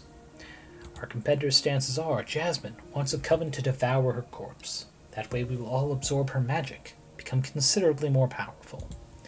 Dahlia wants to scatter her remains, give them back to the cosmos. That way more witches will be able to ascend, and we will become more numerous and diverse. Cuppressa wants to conserve Adana's corpse, consult with her.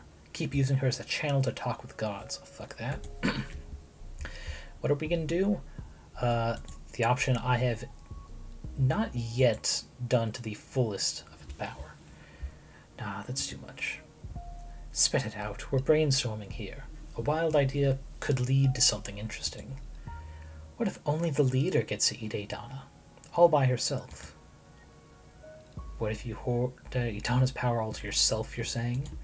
Yes. Let's become some sort of super leader. If it becomes a tradition, whoever's in charge will become more and more powerful with each generation, inheriting all the power of their predecessors, working towards a godlike figure who can safeguard the coven from any evil. That is dangerous. Not a lot of people will agree with this plan, but if you manage to pull it off, you'll become extremely fucking powerful. I don't want to imagine what that would imply for your powers. You'll be able to rewrite reality itself if needed. I'll support you if that's what you want. We are definitely go with the super leader option, because it is the only way for the set of endings we're shooting for, which will be a lot more interesting if we're going the full-on evil route. Right, that's a wrap then. Let's review the program as a whole now. The program is unique enough. I believe we are offering quite an interesting option over the plans of our rivals. Are you happy with it? Yeah, I'm happy with this program. Let's just move on. Continue with this evil timeline. Great, wonderful, fantastic. Now, take a minute to look at our program. Internalize it, believe it, make it yours. You're going to have to defend all these decisions in front of your rivals and the whole coven. But, most importantly, I'm going to need you to sell the concept of it. And for that, we're going to need a slogan. The slogan, finally, something fun. It's been fun all the way for me so far. You're really enjoying yourself behind that haughty pose, huh? You bet. What would you like to use as a slogan? A real sisterhood. Very loaded. I like it. Loaded how? It implies that what Adana built wasn't a real sisterhood, but doesn't insult her directly. It's a slogan that pleads for change, and the word sisterhood is a lovable term. I can work with this. Great job. Nice, thank you. We're almost done. What else? We just need to start campaigning, right? Yes, and for that, we need the ultimate, most classical form of propaganda. A poster. What for? It's not like there are any streets in space to plaster with my face. We'll send posters to everyone we know, from inside and outside the coven. Try to have them set up in common spaces, like temples or cosmic markets. That's not my style at all. That's why I'm here. Do all the nasty marketing you're too self-conscious to do. I just want all this to be over. A few weeks, couple months max, and this will be beyond memory. You've done 200 years of exile. I'm sure you can endure this. Okay, I give up. Just tell me what to do and I'll do it. I was thinking, your new cards have a lot of style. What do you say? Want to compose the poster yourself? Do I have a choice? Not really. You're really talented. Let's just squeeze your artistic juices. Okay, so what we are going to do is duplicate and flip. Let's see, we have to use this. Fair enough. Okay, now that we have both, let's see how big we can get them.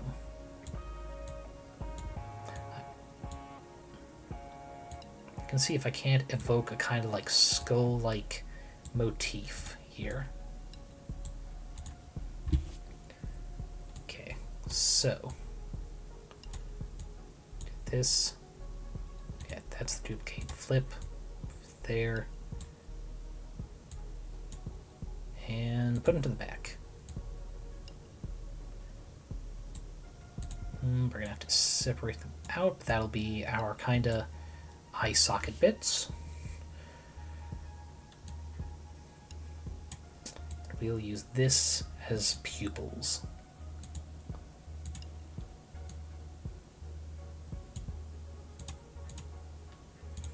There we go.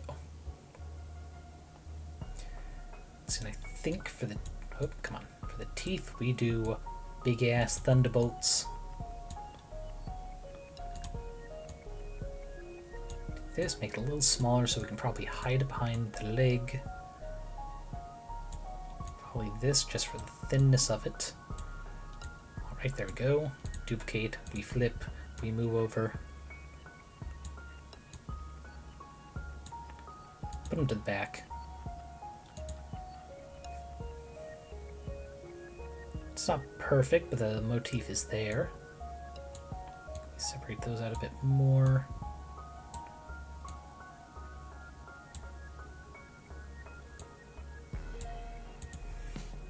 There we go. It's a case of squint a little bit and you can see it.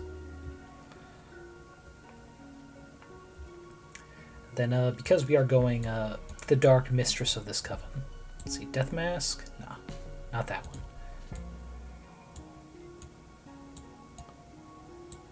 Want them to know they should fear me and what I bring to the table.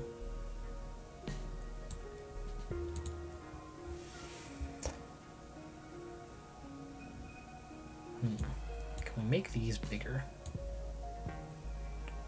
Like, just big enough.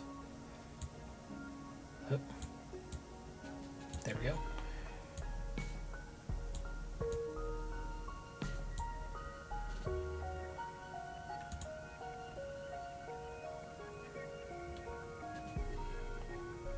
Yeah, that looks decent enough. Then I just screenshot, because this is definitely going in a thumbnail somewhere. Finished. What do you think? I like it. It's very dynamic with so much lightning. Should I give it another try? No, it's great. I like it. It's powerful in a very unique way. If anything, it does a great job of capturing your essence. Which says a lot when we have the fucking skulls over our faces. We should send this to a museum once the race is over. Shut up. Great. We are ready to win this race. Finally. Honestly, I'm really not cut out for this. Yes, you are. Fate provided you with a mean sister to make sure of it. Just my luck. Now, to the unavoidable question. Why don't you draw a card to make sure we win this thing? Yeah, it's been on my mind this whole time. I believe you should do it. I'm sure the others will be using their own arts to get ahead of the race. It doesn't come without its risks, though. There's always a chance I draw a card that doesn't offer any favorable results to us. Once drawn, there's no going back. We could assure our victory, but we could also doom us and make all our efforts futile. Right. Well, you know your deck better than anyone. Our chance of winning through sheer effort are pretty decent, I'd say. But if you want to remove the anxiety from the competition by determining the outcome, we are risking it for the biscuit. Let's draw a card. Yes! I can't get enough of your divination. It's always so thrilling.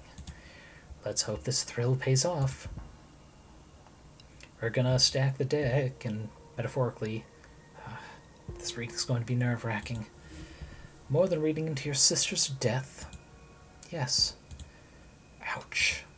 Reading into your end was more like morbid curiosity, whereas this card is about to seal the outcome of many weeks of effort. You're right. I'm nervous too. Hit it.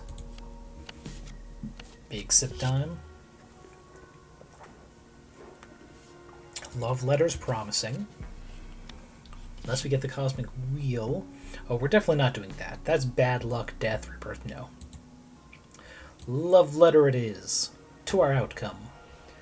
We can say Dahlia wins, we will win, there we go.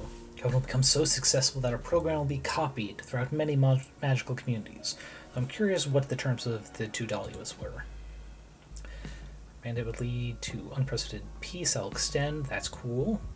But fortunately her leadership will weaken the Coven, which will make us dissolve. Shame. So we will win. Our Coven will become so successful that our program will be copied throughout many magical communities. Jackpot. It feels so weird to write my absolute victory. Just enjoy it, damn it. Well, what now? We just wait, arms crossed at the leadership the Coven handed to us? Now you have fun. You can enjoy the campaign, knowing that no matter what you say or do, you will get to win. Fun, huh? I'll try. Since we know the outcome already, now it's all about the theatrics. I guess so. The feeling is similar to when I got to know my own end. It removes a lot of the pressure from the very act of existing. We just play our part and wait to see the fireworks. Don't you like the feeling? I can see the appeal. Now it's all a game. Wink at the camera. Right? I think I need to rest for a bit now. Gonna go home, take a bath, get my thoughts in order. When I come back, our next mission will be to form a team, start actually doing things. Okay, I'll be here. So we are gonna mostly rush through that. Yeah, there's more story flashback here, but for the campaign itself, we are mostly going to rush through and maybe be able to see the final act today. Otherwise, like even from here, we're not going to get a 3-hour stream from it. We're mostly going to be sending our allies to go look for more allies, because there are a few that would be very evil if we get to meet with them. Okay, the Arbiter, big sip for this actually. Here we go. Please, wait here. Enya will be here in a minute. What is this? Am I dead? No, don't worry. You're not dead at all. I shouldn't say a lot more, though. Why not? Protocol. This probably doesn't mean much to you, but you are extremely lucky. Enya is an exceptional witch. You couldn't be in better hands. What now? Come again? Oops, I've said too much, but everything is going to be alright. I must go, just get comfortable. But, bye. Just leaves. Okay. I don't recognize those stars. Go stream setup time? Yep, go ahead. Start setting up, enjoy yourself, Parango. I don't recognize those stars. Where the hell am I? Just get comfortable. Ugh, my clothes are still wet. How did this much sand get under my swimsuit? Shit, I still have the keys for the food truck on me. I hope Ava and Patrice managed to get back home okay. So warm. This feels nice. This place is actually super cool. I wonder if it'd be too expensive to rent for a nice getaway with those fools. Will I ever get to see my friends again? Gotcha, I didn't mean to click there. This place makes you want to read tarot. The air smells like nothing I've smelled before. It's a mix of nature, fate and possibility? Gravity feels different too. Lighter. I feel like my mind is slowly shedding some dry husk. A fresh breeze is starting to blow through it. This trembling. This isn't fear, it's excitement. Oh no. I feel like I never want to go home. In comes Eugenia. I love you already. Relax. I'm here to look after you. God, the Foley work is incredible. You were from Earth, right? Earthlings always have the worst time processing their ascension. Your collective subconscious is too cynical. Your society projects magic with a strength unlike any other in this verse. Just let it sink in. This is something good, I promise. Dear. Very observant. My kin are what human witches call dear folk. Oh, and you are a human witch, by the way. Is this really happening? Yes. Congratulations. You've ascended. Please, don't be afraid. I'm not afraid. This is the best day of my life. And don't you worry, Barango. Pretty as she is, we do get to meet her. So you'll get the high-def interview version right here. If you're not too busy setting up your stream, that is. It takes a few cycles before we actually get to the chance to meet her. Okay, everything is set to go. Election Day has just been announced. We're merely 32 cycles away from it. We have everything we need, so let's get to work. It's only the two of us, so we'll have to decide carefully where we focus our efforts. Don't you have any friends? Yes, they're both running against me. And that's it. Centuries of witch existence amount to only those two friends. Can we focus on the here and now, please? Yeah, we'd better. Let's check the vibe of the Coven first. Programs have already been made public, so witches are starting to form their own ideas regarding this race. We can tap into the mind of the Coven with the Dream Ball. The Dream Ball allows us to get real-time readings on our community's desires and expectations. Hence, we can filter the current vote intention. This will be the pivotal tool for adjusting our strategies as the race progresses. Every action we perform, and the actions of our opponents, of course, will affect the Coven's sympathies. That will be reflected in the Dream Ball's readings. I added some men's runes to filter vote intention by demographic. Go ahead and browse through them. I encourage you to put some time into familiarizing yourself with the characteristics of each group. You not only need their votes, but you also plan on becoming their leader, so you better take responsibility and do some studying. Fuck that. Luckily for you, your sister is one of the Coven's archivists. I already wrote down a comprehensive demographic analysis for you. I took the liberty of placing it all in your library for when you have the time to go and do some studying. Oh, do I really have to? I did a reading and... come on. It's not that much. But suit yourself. You can just try and wing it if you prefer. Okay. Now, about how we are going to operate. Fortuna, you won't be able to accomplish much by yourself out there, being exiled and all, but I will act as your will outside this room. Just let me know what you want me to do, and I'll set out to do so. It could be promoting some point of the program, looking for allies, gathering intel, harvesting energy for your deck.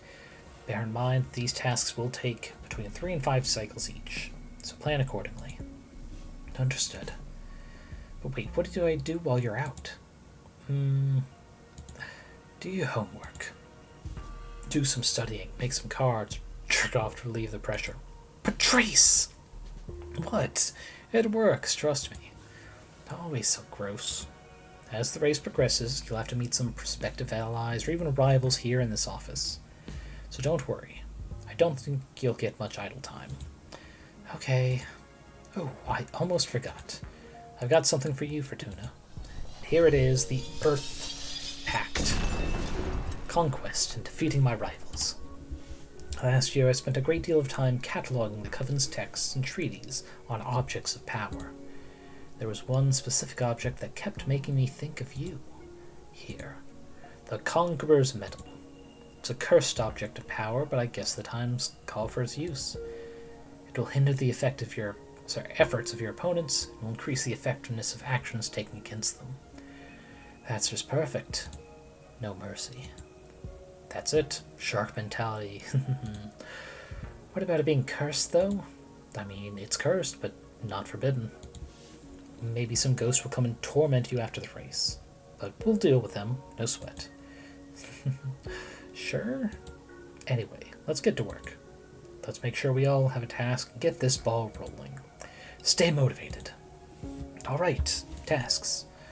To start with, look for allies and opportunities. And we'll do a quick check of what we got. So here's how it breaks down. Novices, the new people. Starts off mostly even with these two. And Fortuna's ahead of Cuppressa because her plan sucks. Explorers, the people who just kind of look for new shit around the verse. Producers are the people who make items. This would be Jasmine, because she has a garden where she makes drugs and potions and what have you. Academics, which Patrice falls into as an archivist. People who do research or archive work, protecting knowledge, stuff like that. Warriors, which are, of course, all going for Dahlia as a borderline leader of them. And the Oracles, which mostly align with Fortuna, because we are the best in the Coven, but they are also kind of split here. Then, of course, the full Coven is just the overall. And these always equal how many Coven members are voting, because we have an even 100 witches. But we'll see if we can't change that. Now first, Witch Fortuna. I'd like to formally introduce myself before the race. There's some topics I'm interested in discussing with you regarding the nature of the political shift our Coven is about to experience. Kind regards, Cuppressa, the Historian Witch. This is one of the meetings we're going to do because we can do a reading for her, and we can make it real shitty for her. Hello, I'm Cuppressa. Nice to meet you. Welcome. I'm Fortuna. Nice to meet you too. Thanks for having me. I wanted to introduce myself formally before the race becomes hectic. That is so kind of you. I'm sorry that you had to come all the way here. There are still 800 years of exile left in the sentence Idana cast over me. I'm well aware. Idana often confided in me. The fear you inspired in her was one of her greatest weaknesses. Oh, wow, I don't know how to feel about that. That makes two of us. That's the main reason I decided to pay you a visit. To keep me in check, to form my own judgment. Idana was right. You should fear me too. Let's see, Brazen. Last time you played, will you broke Press Introvert Insanity? Oh yeah, absolutely. Though no guarantee I'll get that option. Because the fire card is only 1 in 5. Well, no, I guess 2 in 5 because the Cosmic Wheel lets me choose anything available. So we'll see. I do fear you. Even more now that I've seen our first genuine reaction. There's something about you. Inevitable. Like a forest fire. And no matter its intentions, fire is fire. Knowing this, I must ask you and your team to retire from the race. Nice strategy. I didn't say that, didn't you? Just you are too close to your home inside to properly govern the Cosmic Coven.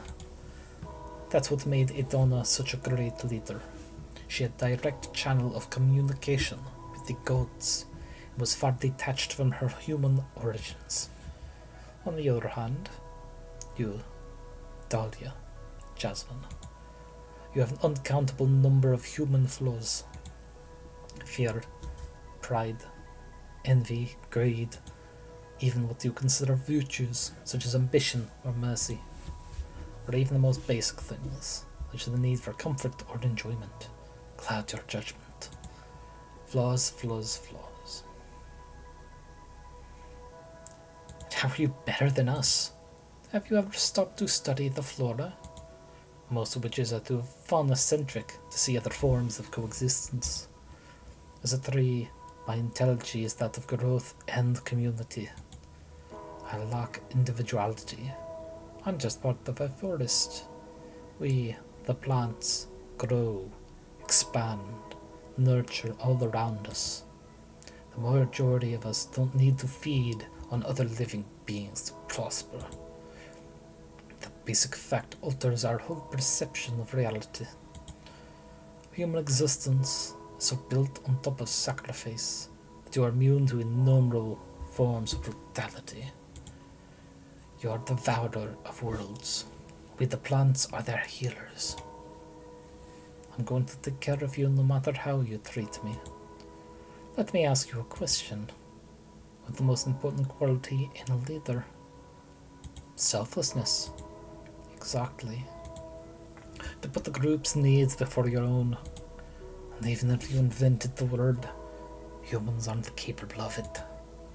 All those emotions we talked about before, they're what make it impossible. Satisfaction, respect, honor, friendship, the list is endless. Humans are capable of selfless actions, but not of selfless existences.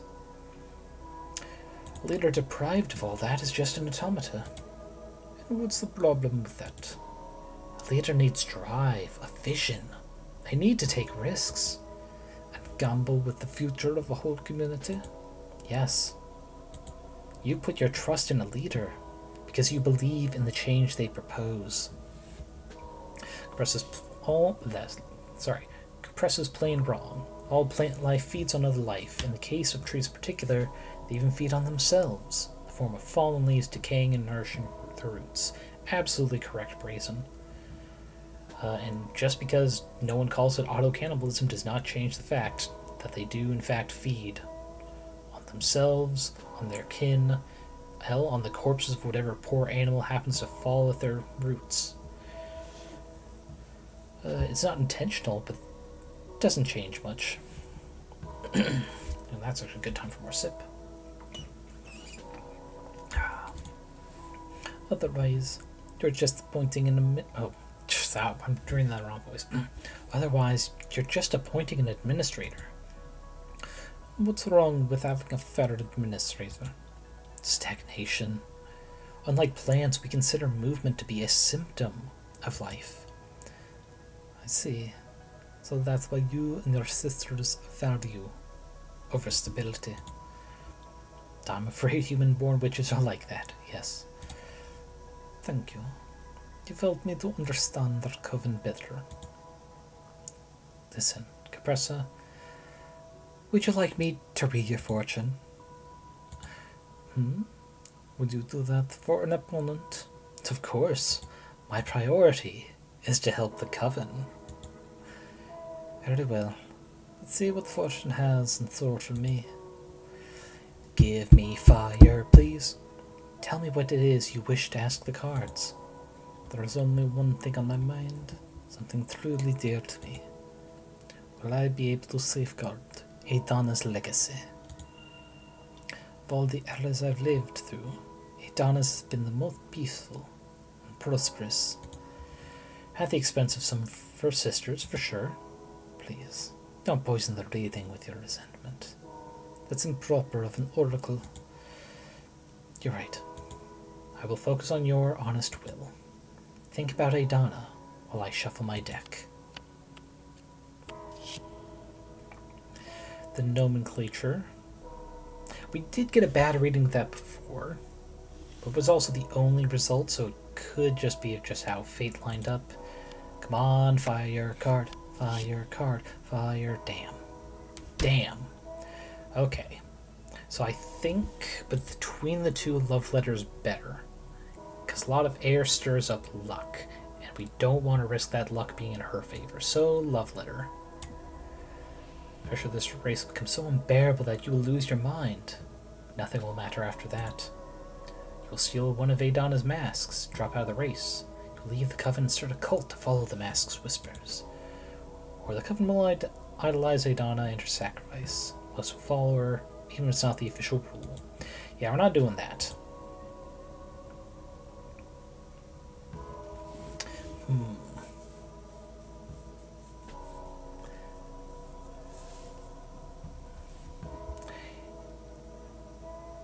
Honestly, I've done too many times the pressure becomes unbearable and she breaks down.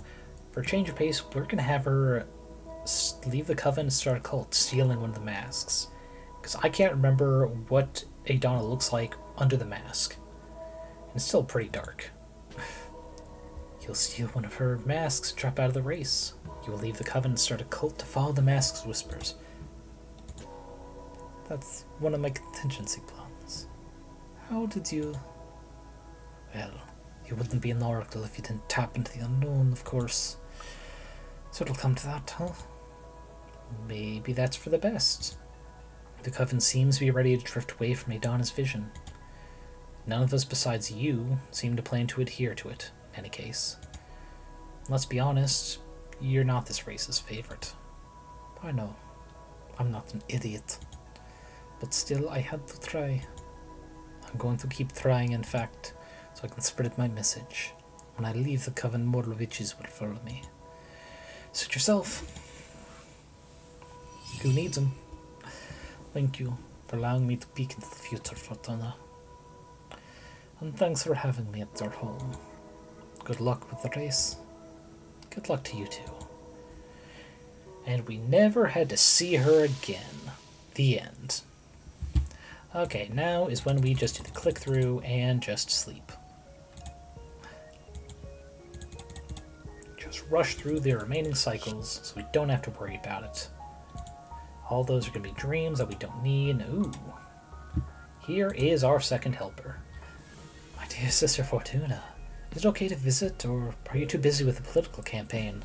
Getting the hang of my powers now. Maybe there's a way for me to help you. Hugs, Nova the Peppermancer. Alright, and if you're still here, Brazen, the super spicy, I think I got all the correct options for the optimal transformation too. I know I kept falling short on previous runs. Hello! Hey, welcome back. How are you doing? Well, being a witch is tougher than I thought, to be honest. Why is that? I mean... Excuse me. I mean, having magical powers, being immortal, being able to fly across the universe, that is just too good. What's hard is navigating witch society. Indeed, deceptively sweet. Oh, I get you. What you foretold is actually happening. Oh, right. I think you missed it, but we tried to do best reading we could for her as my evil little Sith apprentice to take over for me. But unfortunately, the card we got was only bad. It's like, I thought it was going to be good. It was the air, like, stirring up luck, but I only got the one option. So I assume previous choices of mine kind of fucked that. Oh well. For some reason, showing promise is something that bothers too many witches. I would never have thought that people would be this sour, even when they've got the whole cosmos at their disposal. Anyway, it's not like I didn't make any friends, but come on. I'm sorry. It'll get easier with time. Give it a couple centuries and the dust will settle. What? I'm kidding. Not funny, actually. Sorry. But you know, being immortal makes you get used to, and bored of, almost anything. You'll get over it. Just focus on surrounding yourself with witches you get along with. Yeah, speaking of that, I'd like to join your party. Please? I'll do anything, grabbing cosmic coffee or whatever the equivalent is in this case. I just want to help in any way I can. Oh, that's so nice of you. So, will you have me on board? Of course! I need people to find me more allies so I can guarantee I get all the really evil choices. Yes! Thank you so much for this opportunity, Fortuna. You won't regret it. I'm going to do my best and then some. That's a good attitude. You're already in our headquarters, so find a comfortable spot and I'll come up with something for you to help us with. Understood? Alright. So look for allies and opportunities. And Thay is back. Dear Fortuna. I'm gonna need some more drink for this. Dear Fortuna, Need to bring you up to date regarding an active conflict that may affect the current elections. Let me know when's a good time for me to visit. This mostly because of the other encounter that doing this one sparks. Hello again, Fortuna. Thank you so much for coming. What's this about an active conflict? Should we be worried? Well, there's an eternal war going on within the coven of the Jade Sculptors. The conflict escalated quicker than we anticipated. There have been many witch casualties in a matter of weeks. So the Arbitrage Office had to intervene to minimize casualties and, above all, keep it contained and make sure no other coven takes part in the conflict. Which is something that's unfortunately super relevant right now and could not have been predicted because this game came out a bit more than a year ago, which is before fucking everything going on in Palestine. I see. First and foremost, we want to ask every coven to refrain from engaging in combat, no matter what the Sculptors offer. Should you wish to offer assistance, keep it humanitarian. In fact, there is someone I'd like you to send your way. Your counsel has been very valuable to me, and by extension, to the Arbitrage Office. Maybe you'll be able to do the same for a group of refugees that had to leave the Jade Sculptors to save their skin. We need to bring some order into this chaos. Very well. I'll talk with my team and see what we can do. Depending on how you handle it, it may be an opportunity. Shouldn't the Arbitrage Office be neutral? Not exactly. We have an objective, and that's to preserve peace within witch society. Our policy is to avoid meddling in internal conflicts, lest they become a threat to the rest of the community, like in this case. When the shit hits the fan, we do whatever is best to keep turmoil in check. And in this case, we thought your newfound party is the best suited to this specific issue. I see. I'll give a notice to the office. They will tell Zira, a representative of the refugees, to make contact with you. Okay, I can't promise anything though. You meet with her, no strings attached. Decide if there's anything that your party can do to help. That I can do. Very well, that'll be all. Something to confess? No way. Protocol. Okay, as always, thank you for your time. Thank you for coming. Alright, and it'll take a couple cycles before Zira reaches out to me. We are not going to do our mentor, and... Now, we won't do June Ratio. We don't need the help after, the reading we did. Bad news regarding Jasmine. Apparently, she's been funding a group of academics to research what it'd really entail for our powers if we all devoured Idana. And... wow. I mean, if I wasn't on your team, I'd probably vote for her now. But we mustn't give up.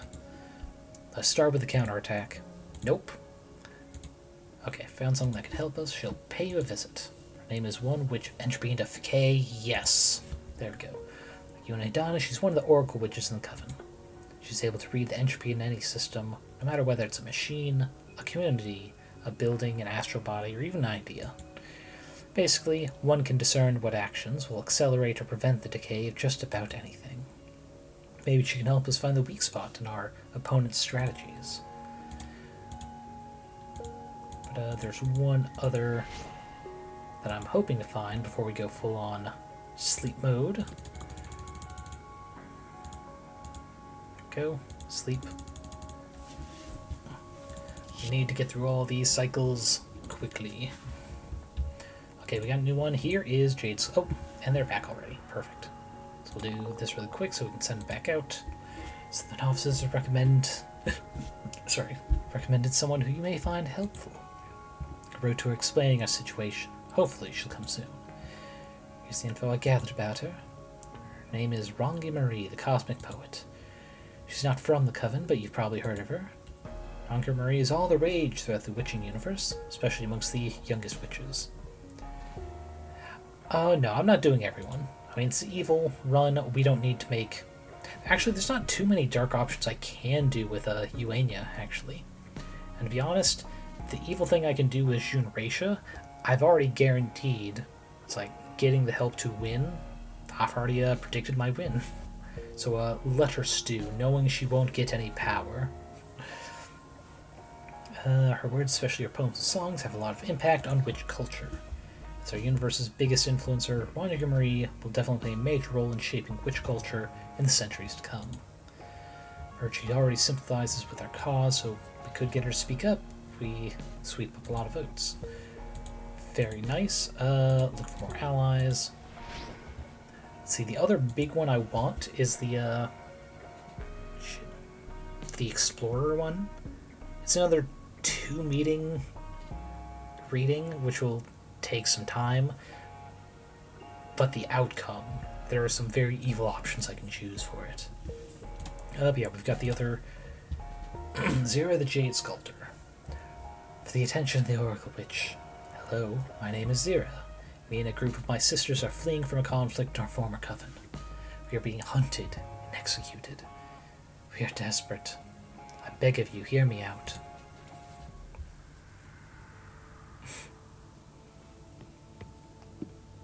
Now, the most evil thing would certainly be the option before going to a reading, but I definitely like the reading options first. Thanks for having me. My name is Zira, and I am a Jade Sculptor. Welcome, Zira. My name is Fortuna, and I'm a cartomancer. What can I do for you? I lead a group of refugee witches. We are in desperate need of help. I'm so sorry to hear that. Take your time. Tell me what happened. I should first tell you about the nature of the conflict. For you to properly comprehend what's going on, it's imperative that you learn about our culture. Are you familiar with the traditions of the Jade Sculptors? I am, but for everyone in the audience, not much. Please, educate me. With pleasure. Thank you for listening to our story. We, the Jade Sculptors, are specialized in dialoguing with precious stones. We can ask them what their potential is, carve any of them into magnificent magical tools. The most powerful stone is Jade, the cornerstone of all our power. We all owe our might to the pact we sealed with the Jade monks. You work with men? I thought they weren't able to achieve witchhood. Oh, no. The Jade monks are the 2 largest known jade stones in the universe, each the size of a 5-story pagoda. They whispered their shape to our founding members, and they carved them into what they are today. We worship them. In exchange, they guard the souls of every member of the clan. If you bring the heart of a Jade Witch back to the Jade Monks, we can be born again, but as immortal, retaining our memories but not our powers. The reborn must remain there in our temple to humbly serve the living witches of our coven. That's very interesting. Thank you so much for taking the time to explain it to me. Now that you know how we function, you can understand the root of this conflict. I found a way of retaining power and immortality when rebirthing at the Jade Monk Waterfalls. It's all thanks to a new stone carving method I devised, which consists of imbuing quicksilver into the veins of a raw jade. Our sisters consider this to be heresy. They claim that the purity of jade must be preserved, but I suspect they are mostly interested in not losing the influx of mortal servants. Some of us, a minority I must say, try to defend the virtue of imbuing jade with metals, however. They declared us heretics and are hunting us down. That sounds awful. That's why we need your help. And I'm aware how risky it is to protect us at the moment. But hear me out. I came up with a proposal that may benefit us both. Okay, let's hear it. I've researched many covens to see who'd be the best suited to give us asylum. Yours is one of the most powerful.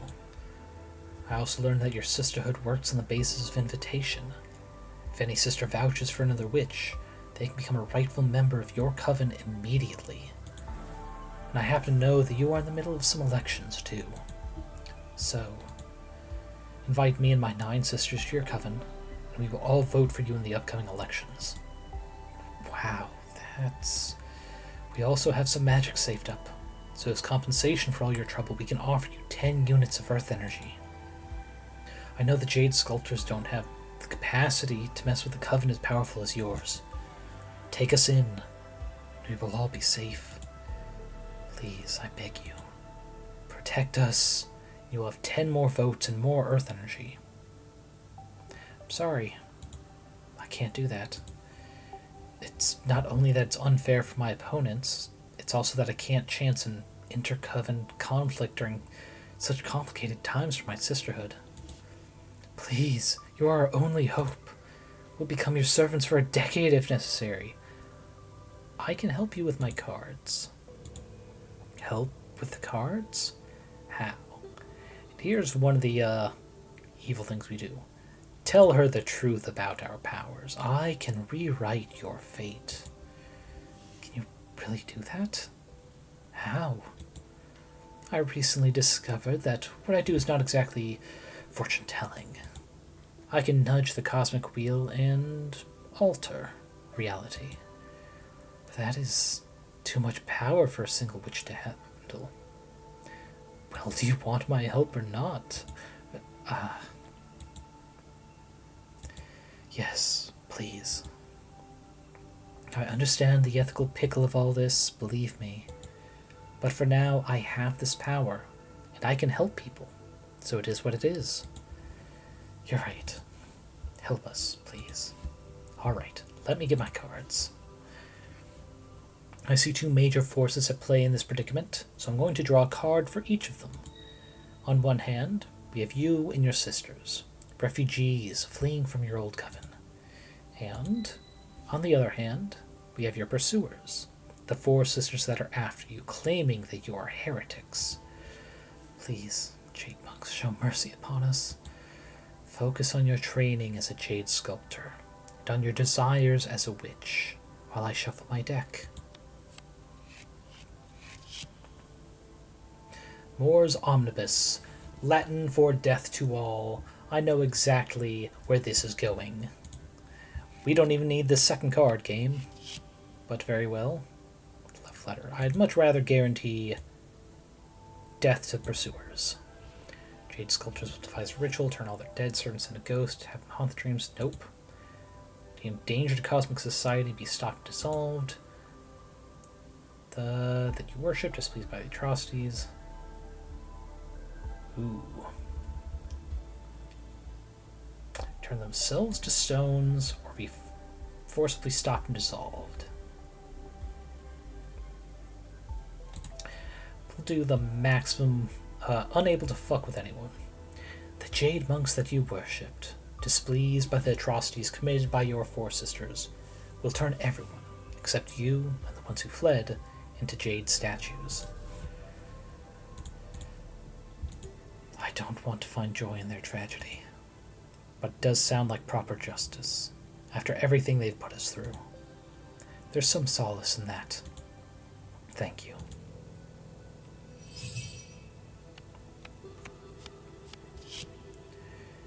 And ecclesiophobia, which is earth energy leading to mobility. Probably not.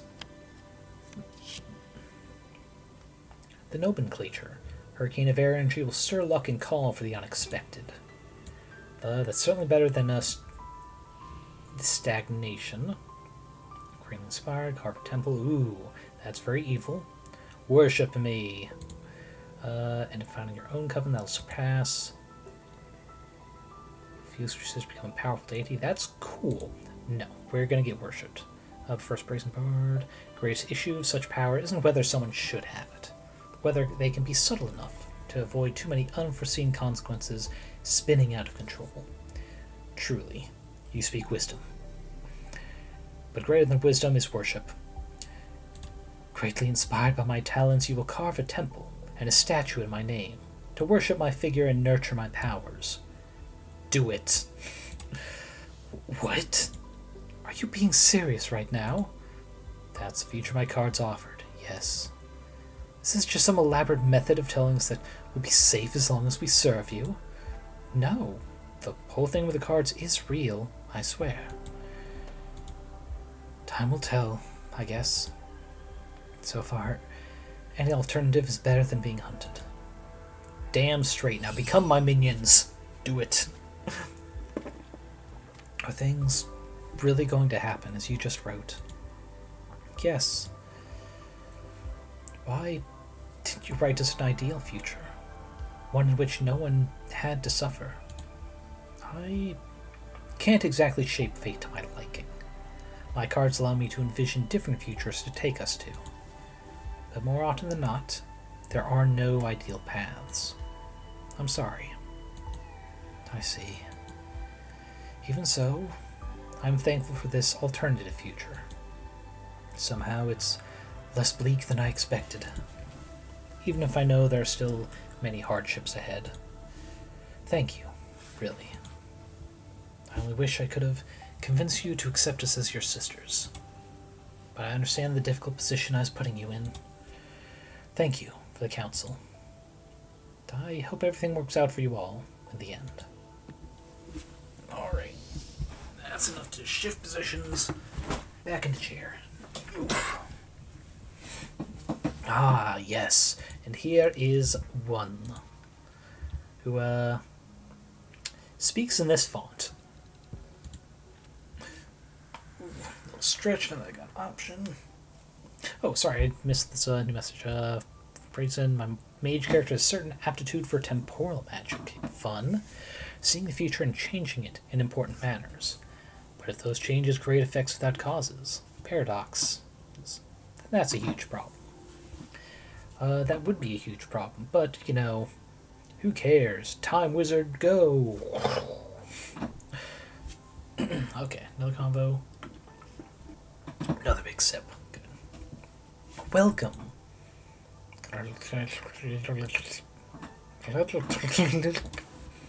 Now, I wonder if these are actually saying anything with this alphabet. I'm curious about that. Wait, I don't understand you. More garbled text after garbled text. Maybe there's a way for us to connect.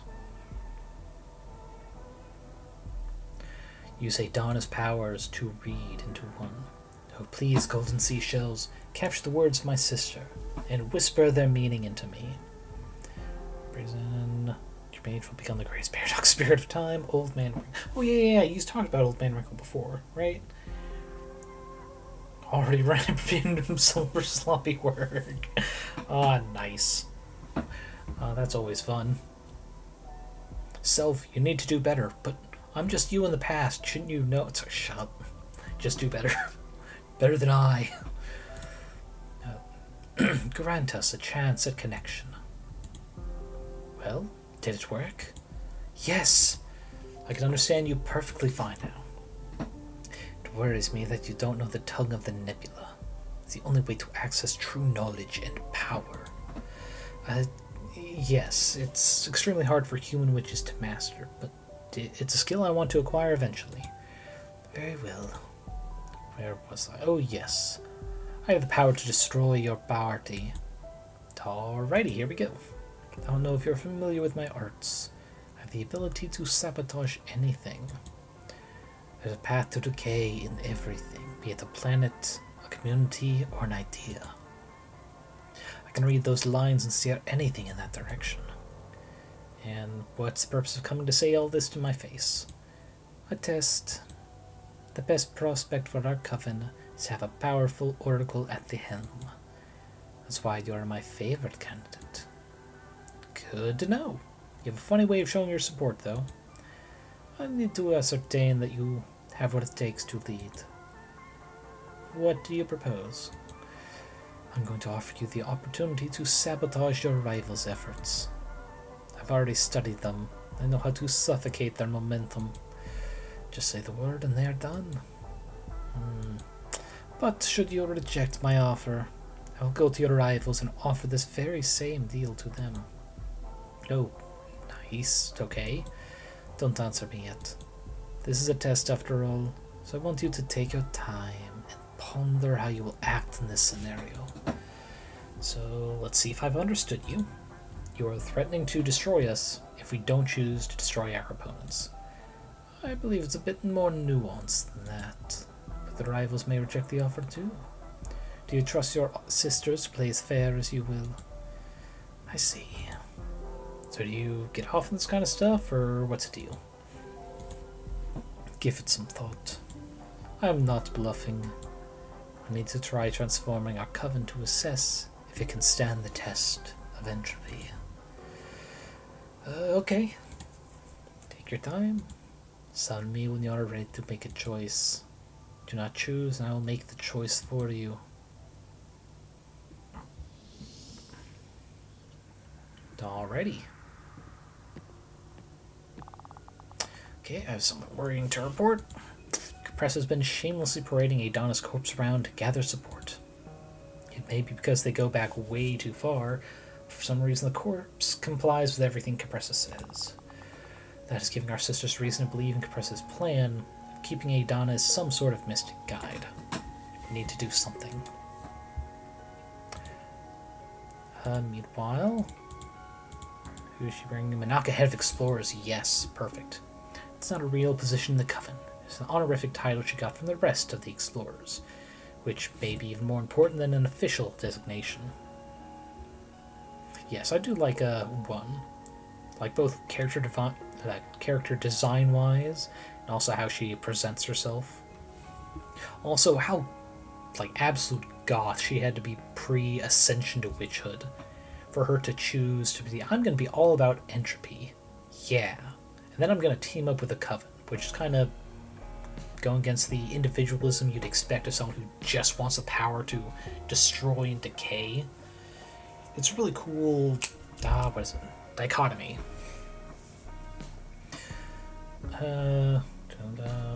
Yeah, I read that one. More often than not, Menaka roams the outer edges of the known universe, mapping every star and planet. She even developed a shape-shifting orrery that keeps track of any changes to any astral body that the Coven has charted in real time. Just recently, Menaka came back to the Coven because of the elections. If we can get her on Ai's side, we can easily win the confidence of every explorer witch in the Coven. Cool. I'm not sure if there are any other allies, I'm just forgetting them, so I'm just going to send you out. And once again, sleep it off. Literally. Let's see where this goes. Another dream with ecclesiophobia. Something is making me fear churches a lot. Ooh, yes, here we go. Nova is back. Can find anything? Alright, so yeah, she's just doesn't know enough people. No problem. How about, I want to see if she can dig up dirt. Just curiosity. It's not going to affect anything, but I'll let Nova try. I offer you the possibility to sabotage one of your rivals, but should you reject my offer, I will go to your rivals and offer this very same deal to them. Do you trust your sisters to play as fair as you will? Let me know when you reach a decision. Also, the fact that she comes in on this like spinning orb thing, really cool.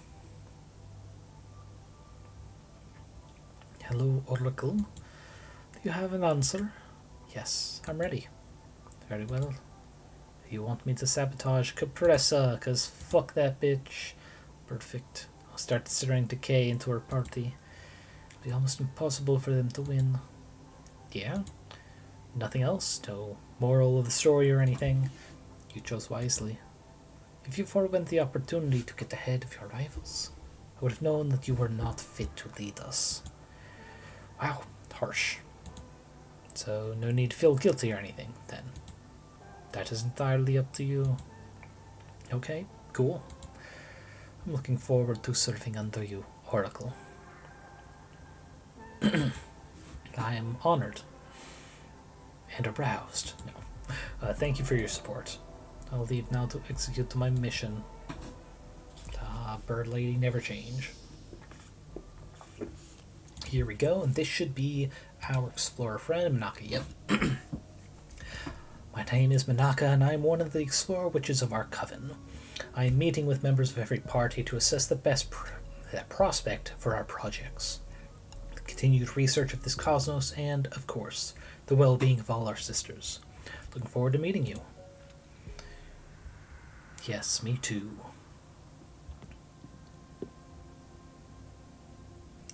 Alright.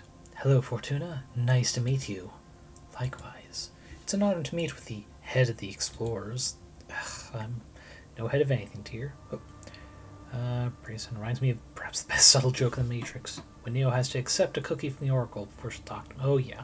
Nice little computer joke that unfortunately went over a lot of people's heads, considering how early internet it was at the time. At least in comparison to nowadays. The rest of the Explorers like to call me that, but it's just an affectionist way of calling me old. I know many witches hold you in great esteem, not only Explorers. Well, I mentored a lot of them. I understand the daughterly love. But there's no such thing as a head, leader, or chief of Explorers. In any case, I'm sure you have a lot of pull among them. I won't deny that. My word carries more weight than I'd like, but that's not something I sought out. I'd never brandish that love as a tool for command. Anyway, enough about me. I've always wanted to meet you. Did you know I was planning on paying you a visit right before you were exiled? Oh, yeah? At that time we were looking for an oracle to help us design a plan to travel inside a black hole. Oh, whoa. I would have loved to be a part of that. Well, unfortunately, our project was cancelled after we lost a young explorer to the black hole. The oracle that was helping us at the time told us she wasn't dead, but transported to a different era, and that we'd probably never see her again. So, I'm sorry to hear that. Maybe with you on our side, it would have gone differently? We'll never know, I guess. Look at me, chatting about myself again. I'm so sorry. Let's focus on the present, or you could have me telling war stories until the end of the race. It's quite alright. So, you're visiting every candidate? How's that going so far? Keeps getting harder and harder. I'm not just visiting candidates, but also their advisors and other team members. And I just love you all too much. The future is going to be bright, no matter who wins. You love everyone? Even Cuppressa? Why, of course. She was my mentor when I ascended. Oh, oops. It's alright. I know how difficult Cuppressa can be. I'll even concede that she may not be the best qualified to rule, strategically speaking, but at the same time she is the most virtuous of us all. I have no doubt Cuppressa would always put our prosperity and well-being before anything. Not that Dahlia, Jasmine, or whoever's the next leader wouldn't, but we human witches tend to be a bit more unpredictable than the rest. I understand. So tell me, is there a way to count on your support? So blunt. That's a good sign. It's not that there's something specific you can do to get my vote, but yours is the only party with an oracle in it. I'm curious about that. So if it's not too rude to ask, I'd like to experience your divination. Specifically, how it may benefit the everlasting task of charting this universe. What did you have in mind?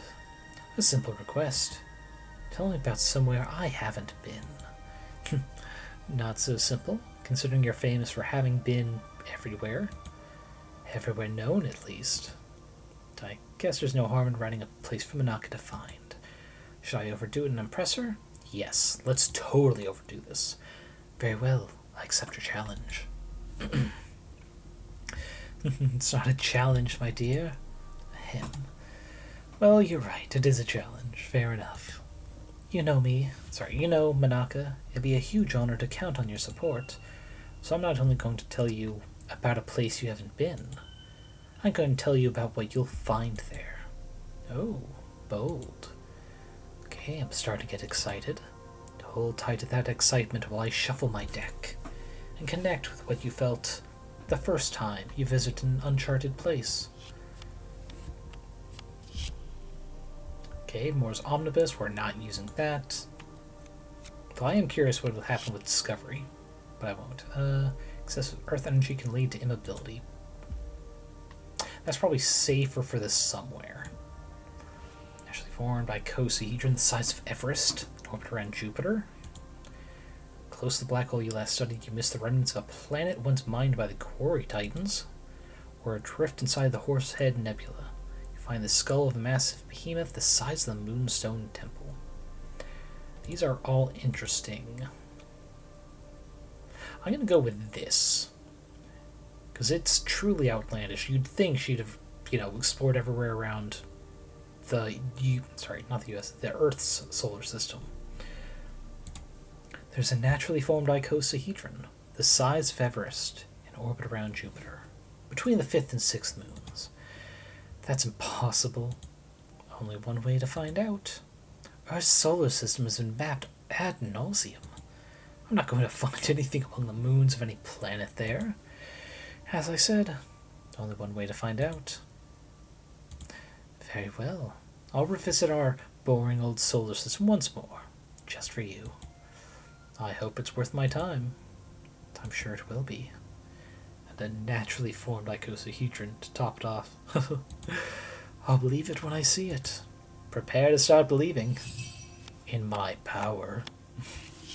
Okay, the other one, once again, was Omnibus. We are not doing that for Discovery, if we can help it. The Cosmic Wheel, perfect. So we'll be able to see every possible discovery. This new place, you'll find undiscovered mineral. You'll meet with telepathic octopus made of dark matter. It will teach you to forgive yourself. Ooh, that's loaded. Find an anomalous star the size of an apple in our solar system. Really interesting.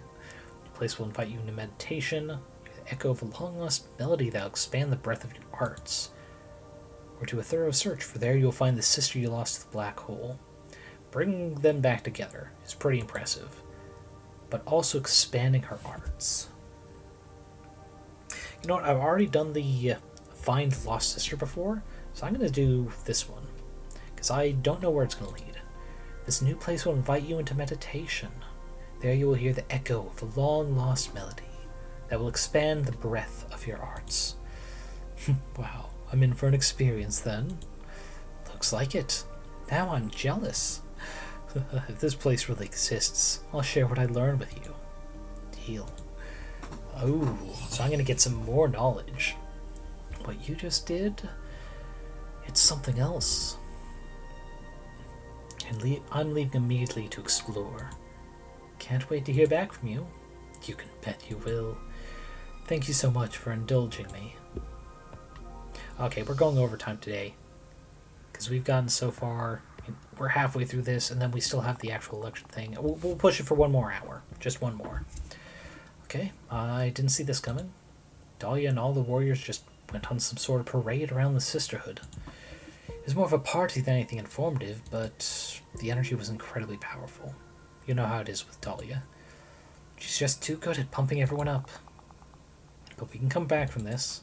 Charisma is a temporary illusion. We can fight it with well-laid ideas and... Who am I kidding? We need to be more charismatic at any cost. Let's do our best, alright? Something strange is going on. Cuppressa's team is falling apart. The Covenant is losing faith in her abilities to run things smoothly, damn right. She's rebuilding things as we speak and will definitely counterattack, but right now things seem pretty dire for them. And bold. Really bold. Dahlia's been campaigning among the producers. The impact hasn't been massive, but she's managed to cause some division among them. Stay sharp. Oh really, just those, okay. Wait, but I could have... Oh, there it is, okay. Found someone that could help us, Fortuna. She'll pay you a visit. Her name is Curiel, the sensorial witch. She can affect the perception and sensations of sentient beings, conjure hallucinations, induce synesthesia, or even grant extra senses humans don't usually have. She seems to be a bit anxious about the current climate in the Coven. Not sure what will come out of this meeting, but I sent her your way anyway. Yeah, we're not meeting her. Do one more send out. What was that?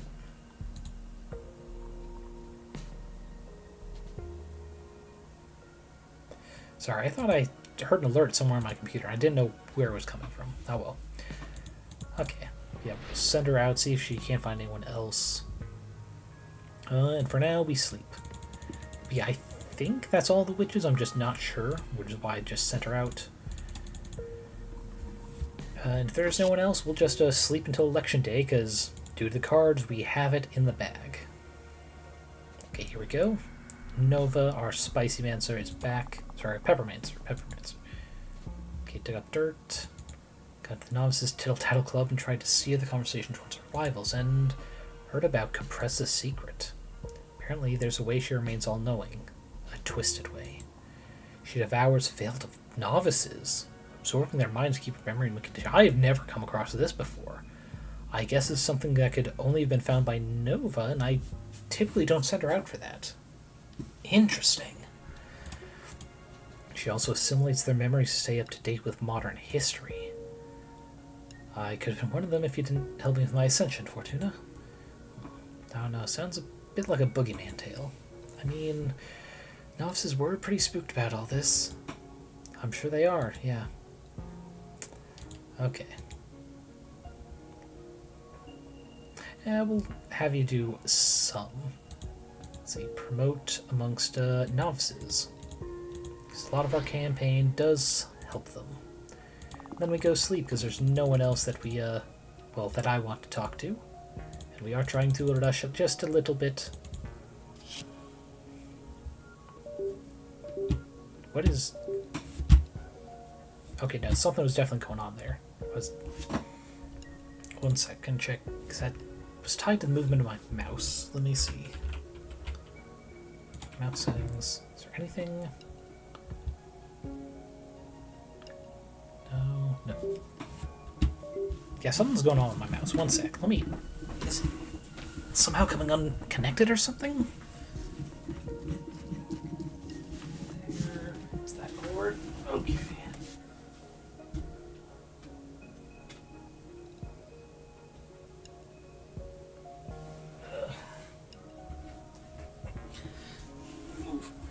All seems fine.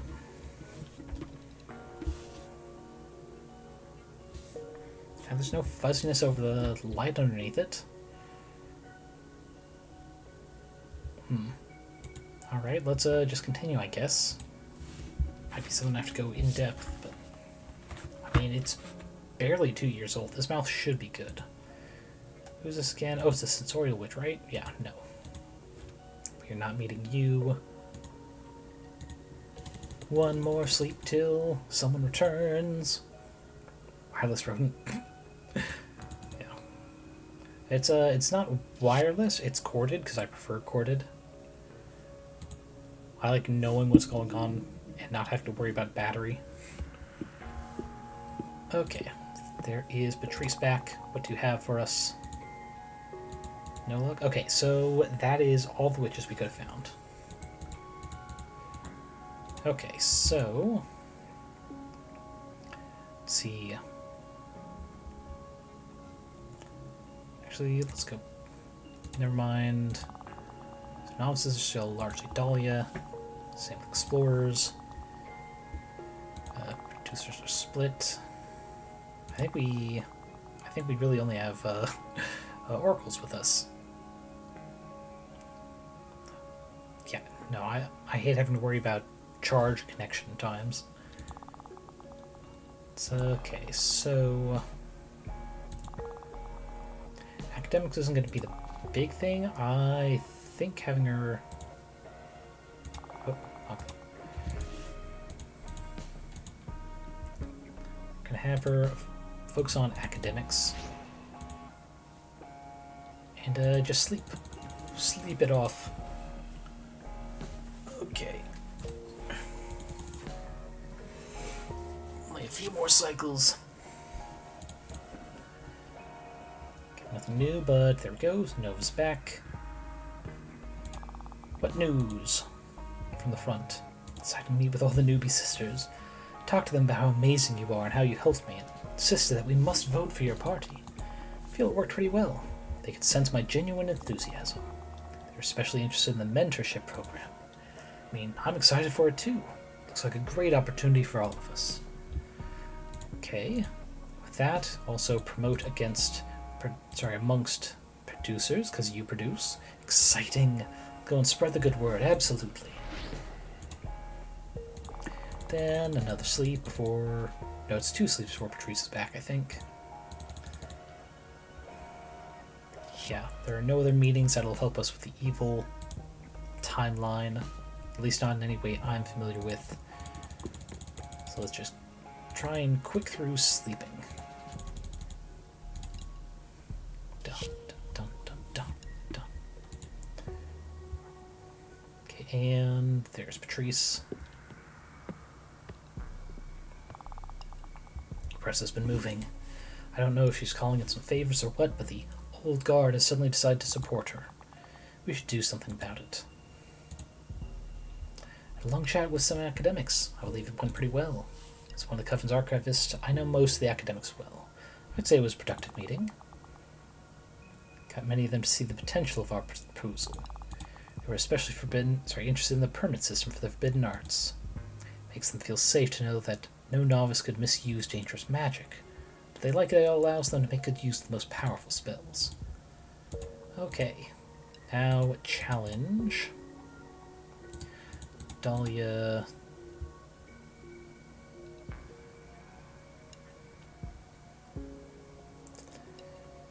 Let's see.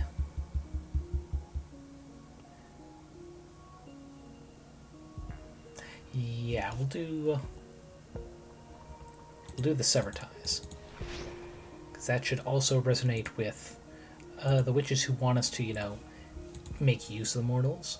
But yeah, our explorer friend's back. Fortuna, I found it. It was there. You are the real deal. Let me know when I can visit. Right fucking now, ma'am. I forgot that you had appeared there. Okay, you are the real deal. You must forgive me for all my condescension. There it was, smiting all of my preconceived ideas. The icosahedron, floating placidly among the moons of Jupiter. And you were right. Upon closer inspection, there was no doubt that it was naturally formed. It taught me how little I still know about this cosmos, how much left I have to explore and re-explore. It made me feel young. And yes, it called out to me, a soft hum at the beginning. I had to sit alone in that untrodden corner of the cosmos and meditate. Soon the melody became clear, part lost memory, part influx of some arcane gods. I'm still analyzing its tantalizing structure, but it's filling me with inspiration. I may do something I've never done before. I'm going to write a book. Wow, what a trip. You are incredible, Fortuna. Never witnessed such a display of power. Thank you. Oh, hey.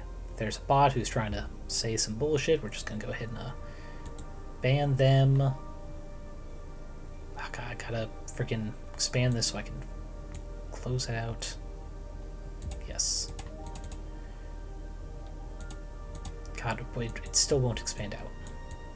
Okay, there it is. Okay, and really quickly, let me just report them.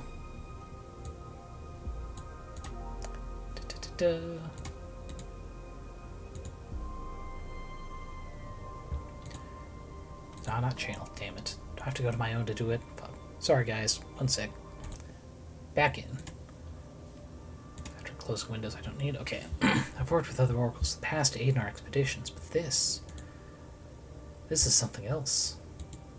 See, centuries ago I built a special orrery that continuously sweeps our charted space and mutates to depict any changes in our universe, down to the precision of an asteroid. Your cute little house does indeed appear there. So, what the evidence points towards so far is either that the orrery is malfunctioning, or that the place you sent me to didn't exist before our meeting. Are you sure that what you're doing is divination? Your instincts are right. I discovered recently that what I do with my cards is not divination. I'm bending reality. Oh my, the implications of that. Yes, I've been mulling them over and over.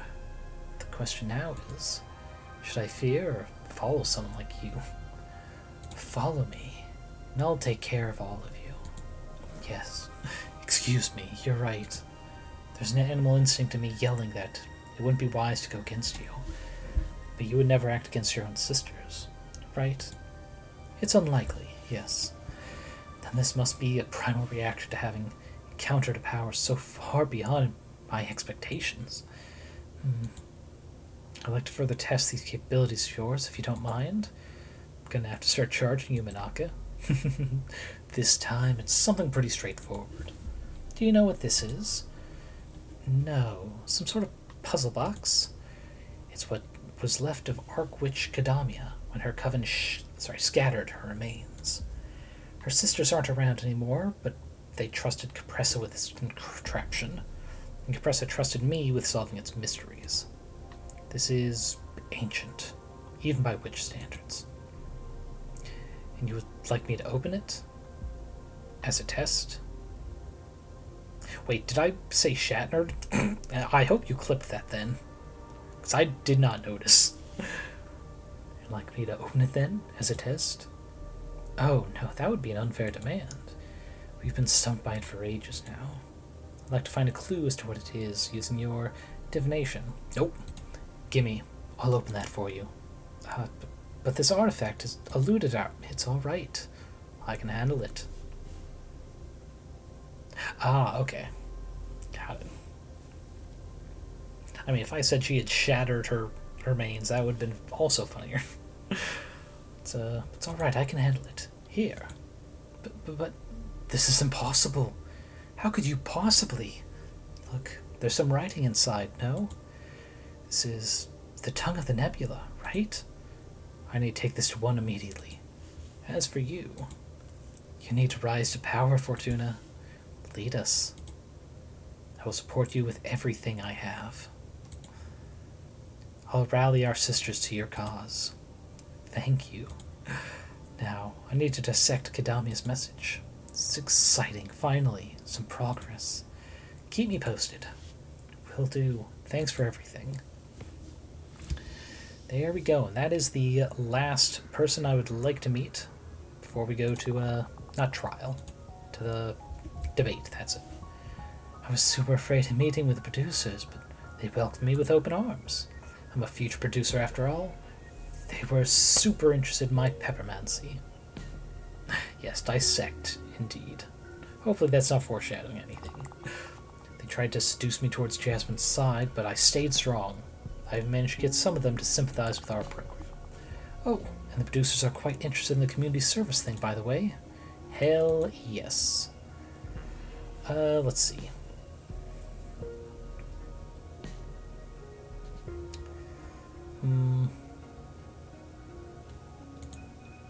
Never mind, let's see. Yeah, we don't have much more than them. Let's have you go help some more novices. Laser focused. Okay. And then we slip. Because tomorrow is another day. Dun dun dun dun dun dun. Okay. There we go. Patrice is back. Technically, they have never been here at the same time, so Patrice might not even know about Nova assisting. It's just funny to think about. Jasmine's going after academics now. She's outright selling fear about how our system is going to lead to chaos and the degrading of our sisterhood's well-established values. Whatever that means. The thing is that the oldest witches are buying it up. Let's stay on our toes. What happened with Menaka? Have you seen the numbers? You blew her mind with your magic. Damn straight. She's urging everyone to vote for us with unprecedented fervor. Wow, that's great. Seriously, what did you do? Just solve Kadami's artifact. What? The Coven's been working on that for centuries, Fortuna. What can I say? I've got talent. You don't make any sense. That's good. Let's keep this momentum. Back from challenging mortal affairs. Most witches don't care much about mortals.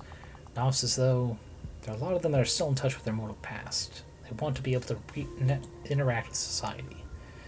Let's see, 7 cycles left. I can send her out one last time. I think we're good on explorers. We got novices down. Them. I think we need to have her challenge a program. Let's see, if we challenge Jasmine, we'll also challenge Cuppressa in a way. Yeah, we're going to challenge the banning. And then with slip, which I think we'll have to do a second time just to get a Nova back. Here we go, Cosmic Wheel Dream. Alright, yeah, one more sleep.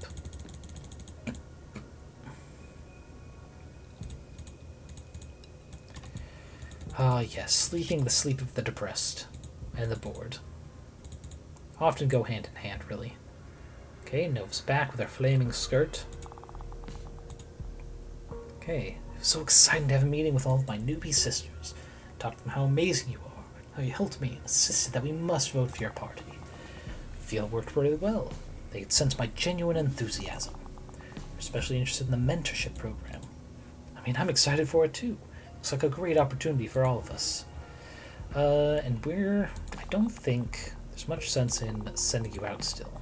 Well, I suppose producers. I believe in you, Nova. Get us some more craftsmen, women. And we shall sleep. It might be close, but Nova might not come back before the final day.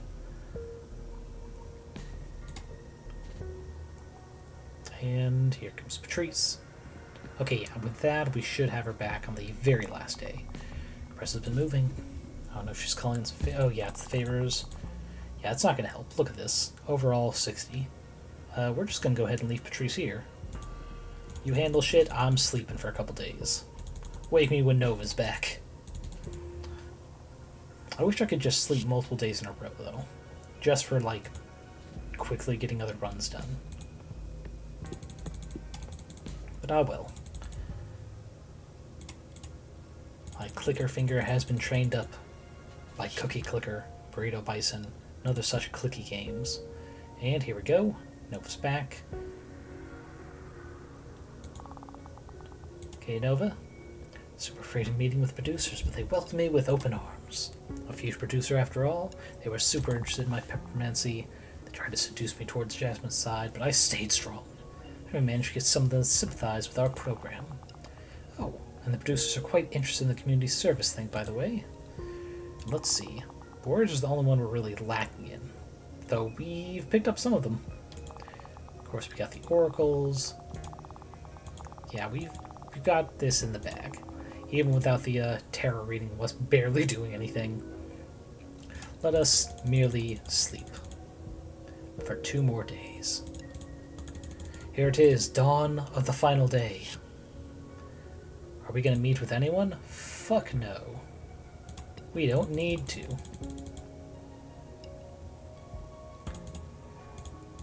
Just resting our eyes just a little bit.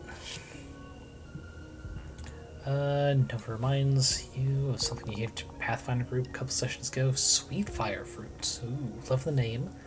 Gold bronze looking fruits, like cherry tomatoes on the outside, but taste like mangoes. At 750,000 Scovilles. Oh, but 1 sec. I gotta look up Scovilles of other common peppers. Let's see. Scoville peppers hottest. Where does 750,000 lend us? Actually, not all that much. Let's see, the hottest pepper, Pepper X, is 2.7 million. Carolina Reapers, 1.9. 1.9 for Komodo. You know, not that bad. Not horrible. I mean, sure, they're mostly used for sauce. Maybe pickling if someone's, like, really wanting some pickled peppers. Where does it rank on this list? Okay, so that's not the top 10. There's no... But it's not too much below the Ghost Pepper, which has 948,000 Scovilles. So, you know, still impressive. Ooh. Though, a question, because a weird random fact that I learned on Tumblr the other week is some peppers, like varieties, are actually just renamed dried version of a different pepper. So I assume that Scoville unit is the still non-dried version. Little round cherry tomatoes. God, I wonder how much worse it'd get if someone started drying them. Just eating them straight.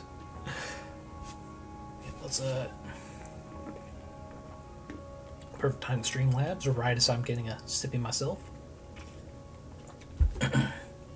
Alright, time's up. We did everything we could. I mean, no we didn't, but we'll still win.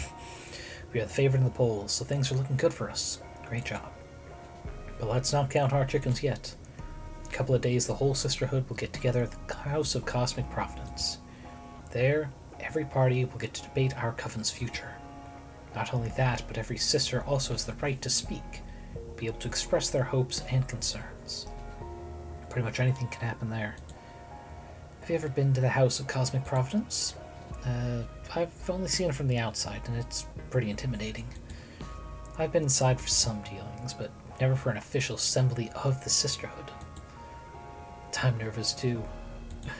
The thing is that inside its main hall, time holds still, so the debate can go on for hours, days, or years if necessary. Oh no. The rule is that no votes shall be cast until every sister has a chance to say their piece. Then, after everything's said and done, we will all vote. And the House of Cosmic Providence will release its hold on time so fate can unfold normally. We've come this far, so we might as well do the whole dance. Campaigning's now banned until the assembly, so take some time off, enjoy a bubble bath, or whatever it is you do to blow off steam. For me, it's going to be wine and sex fairies. Patrice, again, TMI. Shut up. Congratulations on getting to the finish line. Let's meet at the doors of the House of Cosmic Providence in a couple days. Here we go. Chapter 7. The final chapter. Come on! This one is super easy. What is she doing?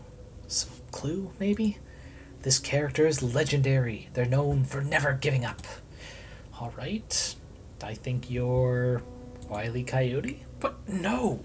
Who's that? I know! What's the name of that famous Earthling? Ah, yes! Lady Gaga! No. What? Lady Gaga? Who's that? A pop star from the 2100s, I think? I don't know. She's the only historical figure I know from Earth. Okay, we're from completely different worlds and eras. This wasn't a good idea. But Fortuna, you should know this character. Tell me already. There's no way I can guess it. Ahab. Ahab? Yes, from Moby Dick. Look at me, with a harpoon and everything. That's impossible. I didn't even know what the main character of Moby Dick was called. No? Bah. Forget it. Oh, praise with the answer. Yes, those fruits would be more intense drive. The skull rating would be the same. Aha. But fair. The magic brownie should be ready to eat anyway. Up for some tea and some smiles? Alright. I'm ready, ma'am. Having some special brownies with friends. Oof, you shouldn't make them so delicious. I always end up having one too many. And they pair with the tea so well. I'm gonna want a literal ton to take out later. I figured as much. I already prepared a survival kit for you. I'll help you carry it to your asteroid later. Much appreciated. Hey, Fortuna. How come you never got a familiar? It's so lame every time you write to just get, like, an envelope with a message. One of the best parts of witch correspondence is getting to pet each other's familiars. I've always wanted to bring that up too, yes.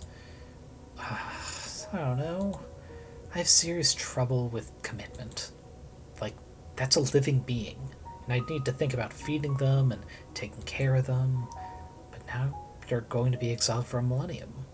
Wouldn't it be good to keep you company? We don't need to talk about this, if you don't want to. No, it's alright. I guess I wouldn't want to keep any sense of being imprisoned with me, just so that I don't feel alone. Fair point. You've always been so empathetic. I don't think empathy is what's going on here. I'd say it's the opposite. How egotistical and self-centered I am. Hey, where's that coming from? I'm not looking for pity. I accepted so long ago, don't worry. Fortuna. Hey, I know. If you had to get a familiar, what would you like it to be? Something weird, like a chocolate golem. What? Did I overdo it with the herbs and the brownie? No, I'm serious. You could pet it if you want, then lick your fingers afterwards. What are you saying? Why the hell would you want an edible familiar? Aren't most of them edible, though? No! Not in that way, at least. What's your familiar? For sending letters. Oh, Amphimor, he's a behemoth. Oh, what kind of moth? Exactly. Exactly, praise him. I'm just gonna say that I wouldn't mind having a chocolate surprise my window from time to time. Dahlia! It's settled. When I'm out of exile, I'll craft a chocolate golem. Seriously? Friends, my brownies are kicking in. And they're making me feel like philosophy. Oh no. Oh yes, here we go. Listen, have you ever considered why men can't become witches?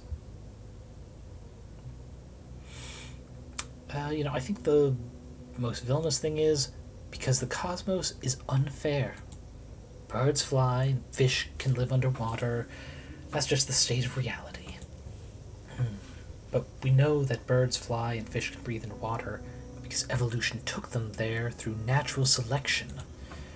There's no explanation as to why women and non-binary people, no matter if they're human, deer folk, or any other species, are the only ones able to ascend. Oh, touche. It's because men are the fucking worst then. Jeez, I'll never understand how men got to be so awful on your home planet. Jasmine comes from the 19th century. From what I know, that was fucking nightmarish. Women didn't even have the right to vote. And that was just a symptom of how much they saw us as inferior. You sure don't want us to invade your planet? Institute a matriarchy? Oh yeah, no trouble, Brazen. Enjoy your waddling off, and I hope you enjoy your weekend. Yes, I will doom everyone with a smile, hee hee. Let's do it. No! We're on a path in human society. Well, they're on a path. It's not our fight anymore. Slowly but surely, women are turning it around. My offer still stands if you ever want it less slowly and more surely. Oh yeah, nice. Really nice. Are you high, Jasmine? Yup. Aren't you? Yes. Let's dance. It's such a cute little gif. It's not perfect, but the character is there. Though actually, the one sad thing, I imagined Dahlia was actually wider, just with how buff and strong she looks.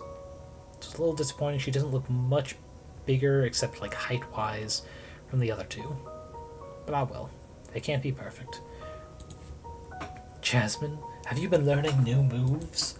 Yes! Woohoo! Should we put some music on? There's music already. The plants are singing. Oh, sure. I'm going to miss you so much. Aw. Fortuna, I love you. I love you too. I love you so much. Hang in there, 40. What did you just call me? Abramar. Ah, finally alone. Yeah, it's been too much having so many people in here all of a sudden. Yes. Plus, I missed you. You missed me? I never left. I miss talking to you. Just the two of us. Come on, don't be so clingy. I don't want to be toxic and hoard you all for myself or anything. But I was so jealous of all those witches visiting you while I had to remain hidden. Okay, what's going on? Why are you getting this cloying? The end is near. What end? You will soon hate me. Why? What are you gonna do? Activate the fire seal. I will have to reap the life, the one you love the most. Patrice, I'm so sorry. You chose your own price. True. I knew the moment to pay would come sooner or later.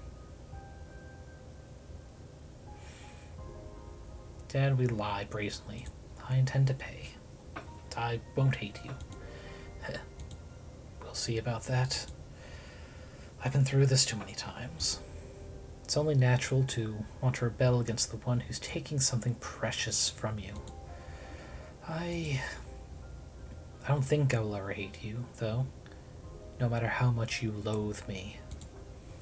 You really are special, Fortuna. I will treasure our time together, no matter what happens. I'm happy I met you, despite everything. Hate me or not, you're getting what you wanted. Tomorrow you will leave this asteroid at last. How are you feeling? Excited to return to society, at last. I'm not one for crowds. I've never been super sociable, but after so much time isolated, I feel like I'm about to rebound towards the other extreme. I want to make friends. I want to hug strangers. I don't know. I need to feel other people. They'll probably pass in a couple of weeks of disappointment, and then I'll be back to my usual self. Whatever the case, I sincerely hope you enjoy the rest of your existence to the fullest. Thank you. And speaking of enjoying ourselves, this is probably our last night together on this asteroid. You're not coming back to this life, so make all the cards you want, enjoy some books, lay in bed. When you're ready, let me know, and I'll let you ride my back to the House of Cosmic Providence. What? I'm going to ride you like a cosmic shrimp? What? You didn't just call me a shrimp. Sorry, I've been thinking about it since the moment I first saw you. I've heard lobster before, but shrimp? Come on, show some respect. Sorry. Oh, magnificent lobster. Shut the fuck up. Take your time, and then I'll fly you to Congress. Aye aye. Let's do this. Fate awaits. Are you nervous? Yes. Why? I'm about to meet dozens of witches all at once. Do you care about what others think of you? Yes. Don't you? I'd like to say that I don't care about what anyone thinks about me. After having lived through many universes, it's mostly true, but from time to time, I find someone that I do care about what they think. Are you talking about me? Yes. In fact, I was listening in when you were talking with Eugenia about me. Of course you were. I don't know. The behemoth is just a tool to me. Mean. Really? Wait, I didn't speak to Eugenia at all. What are they talking about? Really mean. Well, don't worry. I knew you were just trying to look strong in front of your mentor that you didn't actually meet, but the game needs a default. Sometimes we say stuff that we don't really mean. It happens to me too. Too often, I'd say. Yeah, you can be a piece of shit sometimes. See, you love me. Otherwise you wouldn't get so worked up over what a tool has to say. Shut up. Listen, I never got to thank you properly. There's no need to, really. It's all been you, this whole time. No, I want to do it. You've done so much for me these past few months. I was lost. I was beyond saving. I summoned you as a last resort, and what you've given me is... It's not just a new deck, getting to leave my house. You brought me back to life. Challenging me, teaching me, making me laugh, listening to me. Thank you, Abramar. Thank you so much. I love you. I love you too. But you really shouldn't. I appreciate what you're saying. I really do. But I'm not doing all this for free. Soon I'll reap something very important from you. I don't care. Right now, right here, I love you, and I'm thankful. I may hate you in the future. Hell, I may even betray you. I don't really know how I'm going to react once the fire seal activates. But in this specific moment, alone amongst the stars, I love you. Thank you. Look, there it is. The House of Cosmic Providence. Moment of truth. Let us see what the cards led us to. Alrighty. Everything that is about to happen, everything that will occur, none of it is your fault. But all of it is your responsibility. That is true for every given moment of your life. That is true for every single witch in this cosmos. Hey, Baringo, welcome, welcome. Thank you for the raid. Yeah, you came in just the right time. This is the final segment of the game. We're going to go into the debate. We already know we're going to win, so we won't have to try too hard. And after that, we will have to give up the one we love the most as payment. Unless I'm able to, finagle the cards into forcing Abramar not to take the deal. We'll see. That is fate. My corpse is without will, but my body stands proud of the coven assembled here today. 100 voices to decide the fate of our sisterhood. 100 voices to steer this universe. Your powers are enormous and will continue to grow. The House of Cosmic Providence will hold time still for us. Not a single galaxy will dare spin until our coven has a new leader. Now pour your voices into the chalice and build the future upon my corpse. Oh, she's just straight up got nothing underneath. Not even eyes. That's creepy. I was hoping for at least some eyes. Surrounding me, around the chalice of undying legacy, we have the candidates. Dahlia, the daggersmith. Jasmine, the gardener. Fortuna, the soothsayer. Cuppressa, the historian, should be among us too. Regrettably, she stole one of my masks and disappeared. Her purpose remains unknown. We will carry on without her. We will soon hear our sisters' opening speeches. But first, let's conjure the vote intention for all to gauge the progress of this debate. And remember, in the House of Cosmic Providence, everyone is welcome to talk at any given time, for we are all equal in discussing the fate of our sisterhood. Now my body shall remain silent for the rest of the debate. Alright, Fortuna, home the truth. I'll be by your side the whole time. It's my role to offer you counsel throughout the debate. Right now I say you should focus more on setting a tone than getting to any specific point. You got this. Thank you, Pat. Authoritative and relentless. Listen to me, my sisters. Join me in writing a new page in the history of this coven. We've suffered the ill-devised systems of Adana long enough, focused only on results and not on satisfaction. But it's time to take hold of our sisterhood again.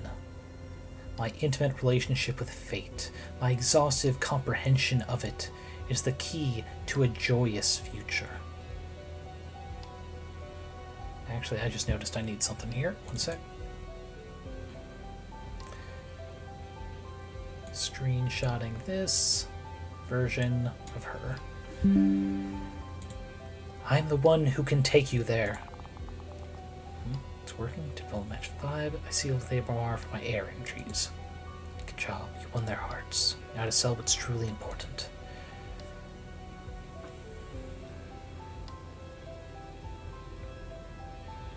Yes, we're going to sell the superclear idea. I know what you're all thinking.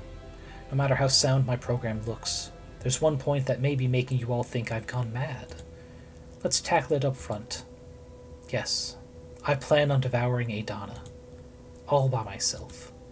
This is without precedent, and we can't even gauge the depth of its implications. The amount of sheer power that will be held within a single witch. A super witch. And I know many of you are curious. Some of you are even attracted to this idea. But it raises another question. Why me? Why Fortuna? Because I have mastered the ability to shape reality. I have discovered that what I do with my cards is not divination. I am altering existence. I can write the future and edit the past. If you allow me to absorb a Dana, I will become the closest thing there's ever been to a witch god. I could grant all your wishes.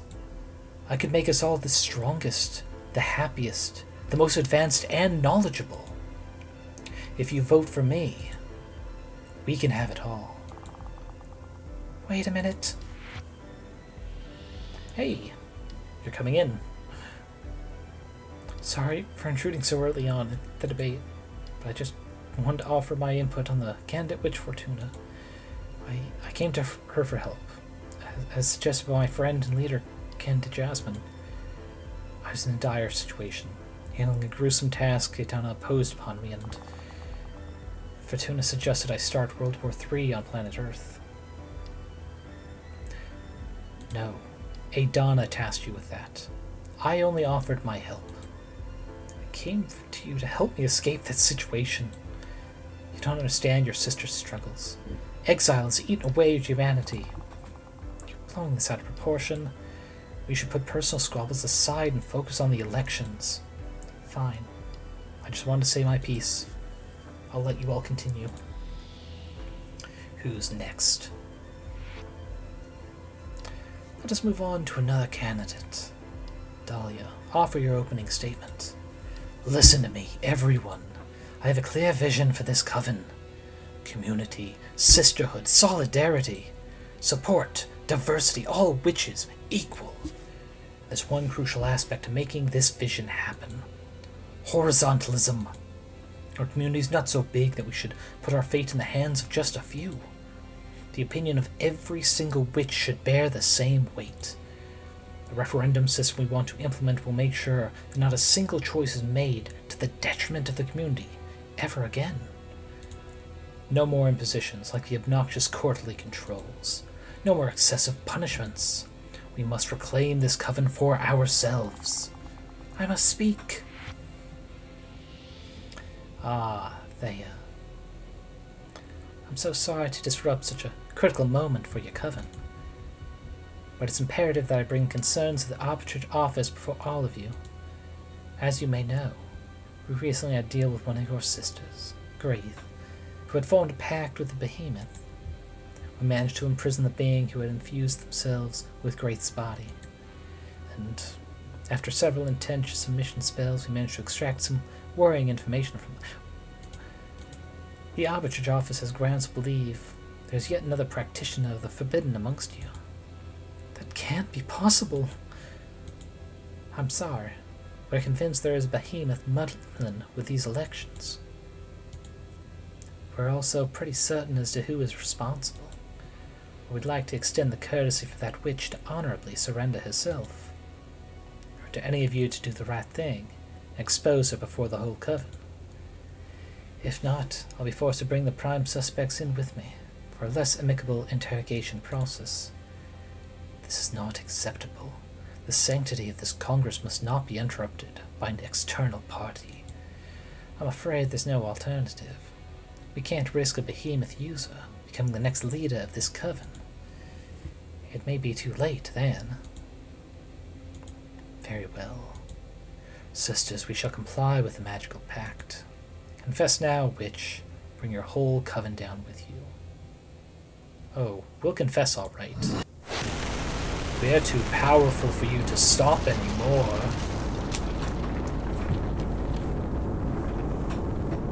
Ah, yes. Arg! It hurts! Make it stop! What's going on? Somebody help me! What the hell is going on? They're trapped in a ball of fire. We need to save them. Fortuna, do something! Me? Yes! Dahlia, calm down. What can Fortuna possibly do about this?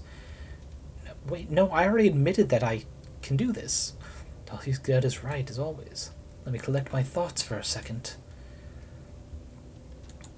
Going to use my cards to make sense of what is going on here. I'm aware of the paradox it entails. Looking into the origin is going to define what caused this to begin with. But we must do something. Everyone, focus on the coven. Project your feelings toward our sisterhood onto my deck. Okay. We haven't actually had a chance to use this, so I think we'll do ecclesiophobia. Oh, the... Or we could see every possible thing we could make it. Oh, no. We'll use ecclesiophobia in a future thing, because I know there's another reading. Race is trying to turn us all into power. Go too powerful. I do like that one. Final test designed by down in the inclusion of her attempt to create the most powerful. Ooh, I've never done that. Covered off by arbitrage, keep us from becoming too powerful. Oof.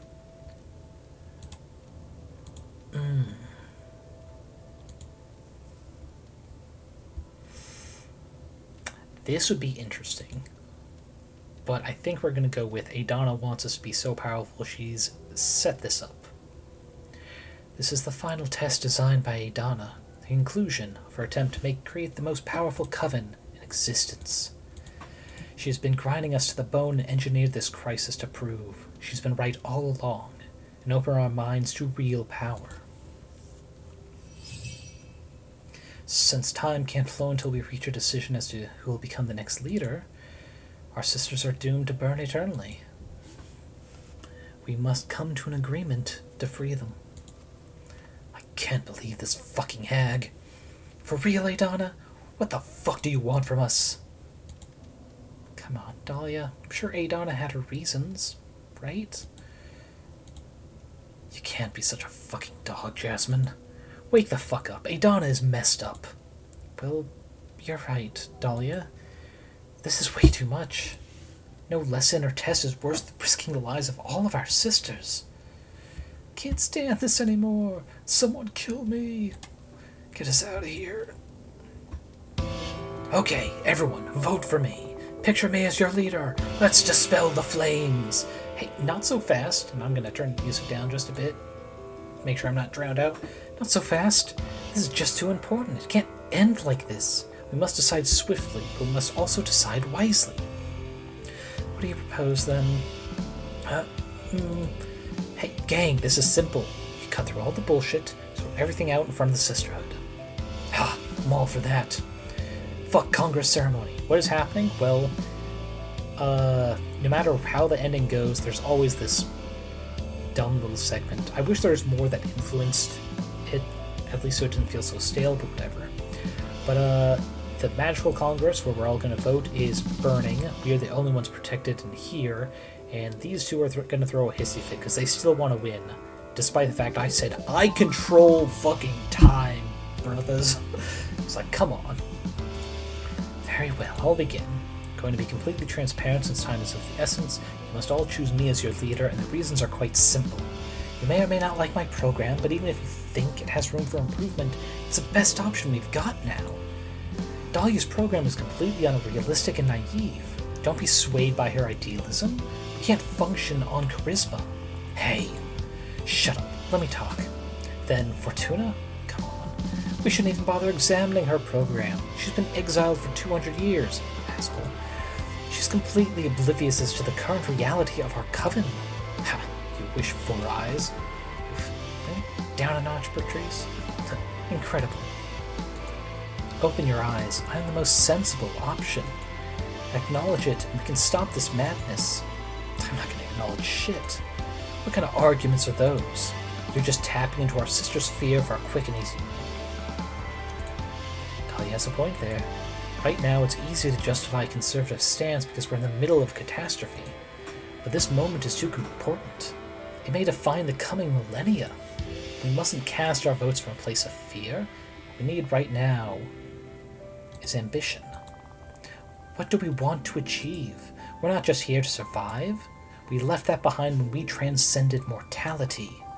Envision your ideal coven and cast your vote accordingly. That is so true. Thanks for reminding me what we're here for, Fortuna. Let's devour Adana, not to survive, but to take hold of the reins of our fate. You are taking for granted that's what our sister want is power. I say an ideal coven is one built on trust, a community that is diverse and welcoming. You say that as if you're implying my program isn't built on trust. A community that aims to be welcoming must first be stable. My ambition is to create a prosperous coven, to guide and protect old and future witches alike. We could do exactly that without the need to hoard all that power. What are you doing? Decide already. Make it stop. Fight each other for all I care. Girls, you're not doing a great job cutting through all the bullshit. It's starting to feel like the opposite. You're friends, aren't you? Come to an agreement. Offer our suffering sisters a way out already. It's easier said than done. None of us want to relinquish her view. And not because we're power hungry, exactly. It moves me. The certainty of how wholeheartedly we all love our coven that we can't simply leave its future up to chance. How about we change our approach?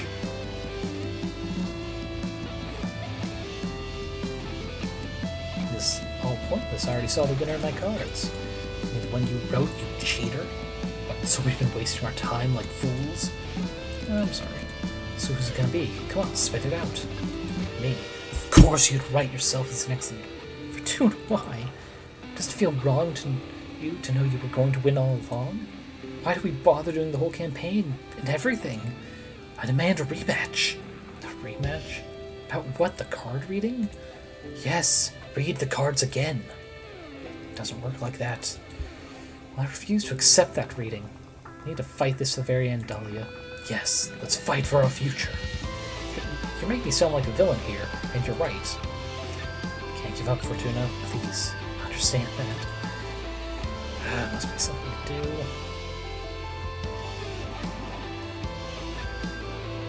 Yeah, I mean, whatever we do, we just expend options until we get to the actual decision-making things. We're just going to click through. Everyone just complains, can't take it till we get leads anymore. We're not getting anywhere. This is all pointless. We're fighting about who's going to rule over the ashes of our sisters. Shit, Fortuna. Why'd you have to predict the fall of our coven? This is all your fault. Well, you're not wrong about that. I did write the destruction of the coven. Although I didn't know what I was doing wasn't divination at the time. I still caused it. Why, Fortuna, why did you do this? Our sisterhood was far from perfect, but it was worth fighting for. We could have turned this into something really beautiful. I didn't do this on purpose. I wasn't aware of the implications. It doesn't matter. Why did you keep hiding something so important all this time? And even with all that, you're trying to become the next leader. Why? For what? What's your end game here? Because I can't accept it. I've been in denial all this time. I can't believe this is it. That we're done. Our sisterhood is done. My life as a witch is done. Don't you dare play the victim now. You doomed us all. Oh, fuck you, you're not helping. Fuck me. The fucking nerve, Fortuna. You don't deserve to become our leader. You don't even deserve to run. After all those years away, you come back and fuck everything up. You're better off without you. Adana was right to send you to exile. If everyone has said something, they can't take it back. Fuck this. I'm going to make things right. Find a way out for our doomed sisters. I'll write a future for us three. And fuck it, since we're at it, I'm going to rewrite how magic works in this universe, so we don't have to suffer through shit like this again. Watch this. And here we go. Stir luck and call for the unexpected. Versus excessive earth energy leading to immobility. Luck for our sisters. Bind their souls to our own. Sisters will see through our eyes now. Accept their deaths, learn from catastrophe starting new. Resorting to forbidden magic, we will have the souls of our sisters replace the souls of our enemies to control their bodies. That's pretty evil. No, this one. Yes, Cuppressa is gone, she's fallen out, and eventually she will fix this. After a long decline, Cuppressa will sacrifice herself, scatter her million-year-old energy to bring all of our sisters back, along with many new witches. Poor Cuppressa. I hope she's well, wherever she went. Warms my heart, though, to know Cuppressa will eventually do the right thing. Her sacrifice. Are you certain that will bring our sisters back? Yes, we'll get to see everyone again. That's it? It's as easy as that? You're too powerful, Fortuna. This is scary. Well, you ain't seen nothing yet. I haven't even eaten a Donnie yet. But it's good. This is for a good cause. Thank you, Fortuna. Thank you. You're saving everyone, yes. Let's focus on that. Now, this may be overwhelming. I'm still struggling with it myself, but while we figure it out, it can do good. Alright, next up. Ooh, the Cosmic Wheel. Nice. We're definitely using this on the Cosmos. I want to see all the options for changing shit. Cosmic Wheel, telling me about the Cosmos. Gloria, the first witch will transcend. Justice on any ill will, interesting. The last witches will, nope, doesn't vibe with the first one. It's our favorite one, interesting. Or we can go super meta with it. No, everyone will be just as powerful as me. In a few years, we will unlock the behemoth arts for ourselves. Every witch will be able to edit reality to their own will, opening the gates to a fractal universe where everything is possible.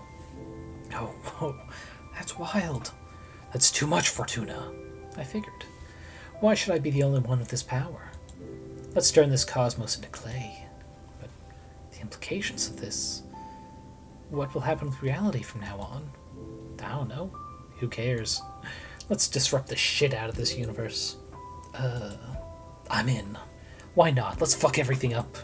Oh shit, here we go. Well then, might as well make the most of it. Looking forward to a world of possibilities. Meantime, let's finish our business here. What will happen to us? Ooh. Very, very bad death to all in Latin card, or the love letter. We're going love letter, mostly because I really like the design for it. Del and Jasmine support and love each other. Friendship strengthen while I stand aside. Or it doesn't matter who rules, we will lead together. Yes. I shall not lead alone, but I will be the most powerful. It doesn't matter who rules. We'll lead together and support each other, amending the program as we learn in search of an ideal sisterhood of the Cosmic Wheel. Oh, that's beautiful. So there's hope for us after all. Oh, that's great. Those powers of yours aren't so bad after all. It's the least I can do after the mess I've made. Let's work hard from this point onwards to forge a future. Forge a future we can all be proud of. Yes. Now, that's a wrap. That's all I wanted to deal with. Now, as far as I'm concerned, our sisters can cast their final vote. I have nothing more to do or say. Holy shit, Fortuna. That was hardcore. I can't fight anymore. I'm exhausted. Let's get this over with. I think our sisters have seen enough. And suffered enough, too. Our fate is in our hands, sisters. Cast your votes.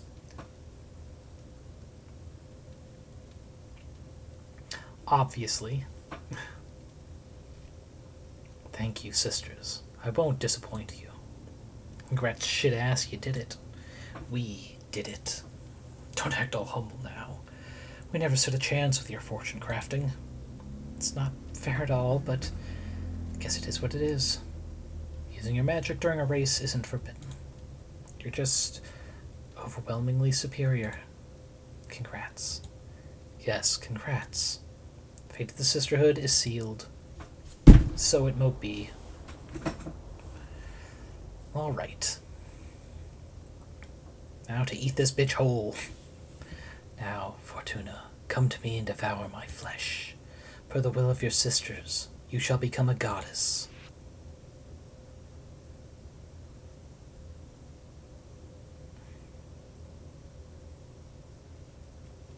Taking little tiny bites, but we get there eventually.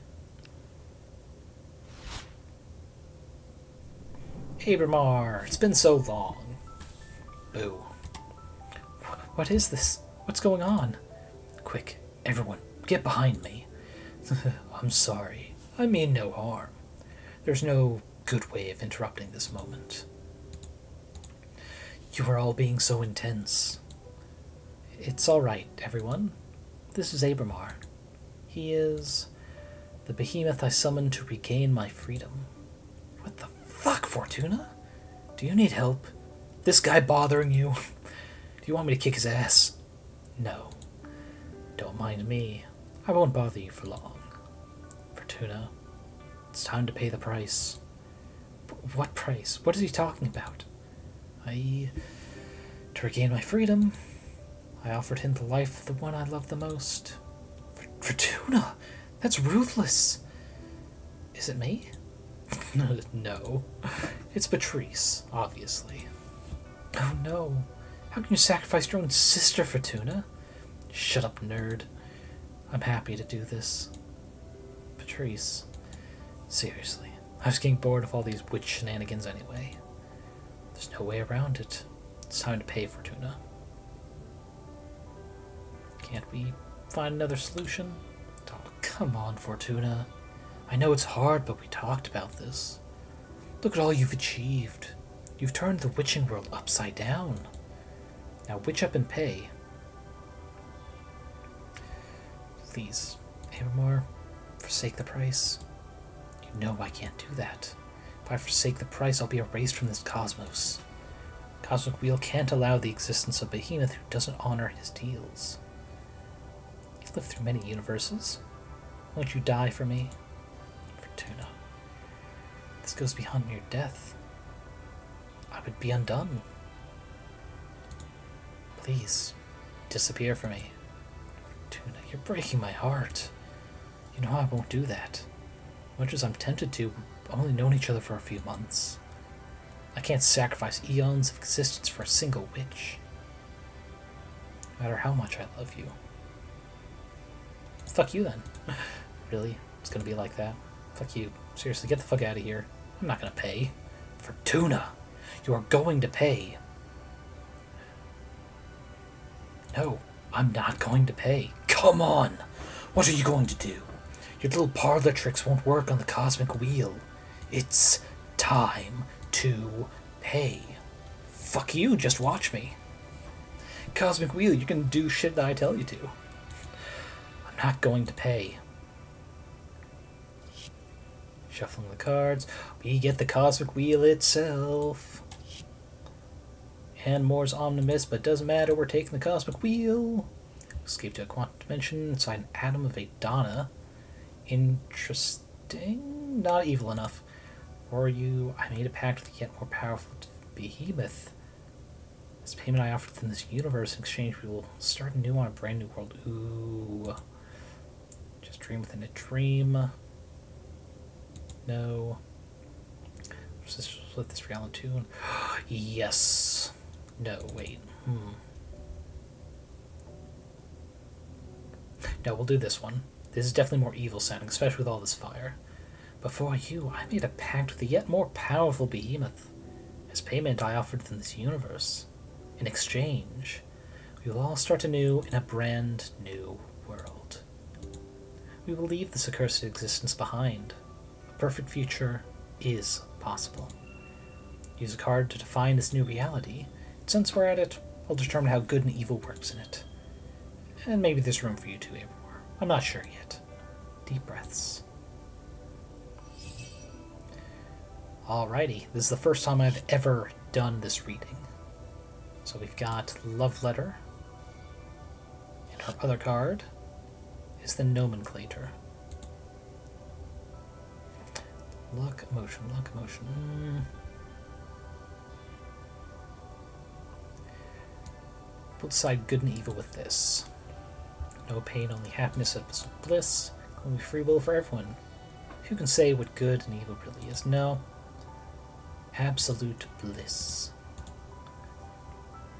No pain, no suffering. Only utopia.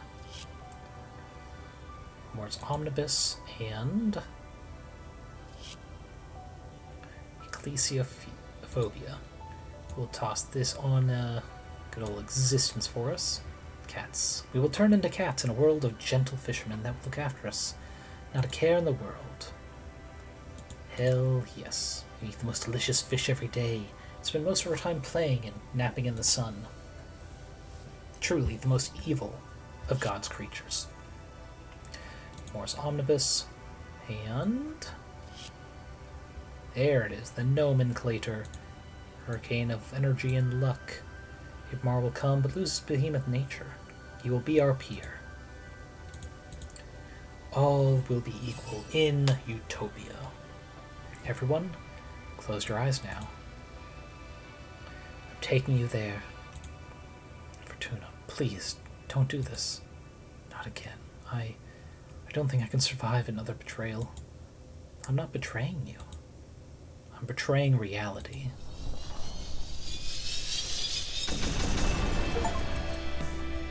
Utopia, create your own ending. Achievement has been gotten. Look at this. Look at us. Fuck, look at Abermar. Look at this cutie right here. Yeah, we're definitely going to be hiding some little cats in the final thumbnail for the final part of this evil timeline. Gosh, that... Did I accidentally cut? Okay, no. That's just a poor preview of the screenshot. So, there we go. We're at the docks. Things are happy, glorious. We're all cats, and the fishermen will feed us. So, let's see. This is definitely Abermar. Let's see. Is everyone here? I'm assuming this is Dahlia, because I see red eyes. Jasmine, because of the blonde hair? Let's see, is this one... Would this be Patrice? I don't think it's Patrice. I think this is the Arbiter, Thea.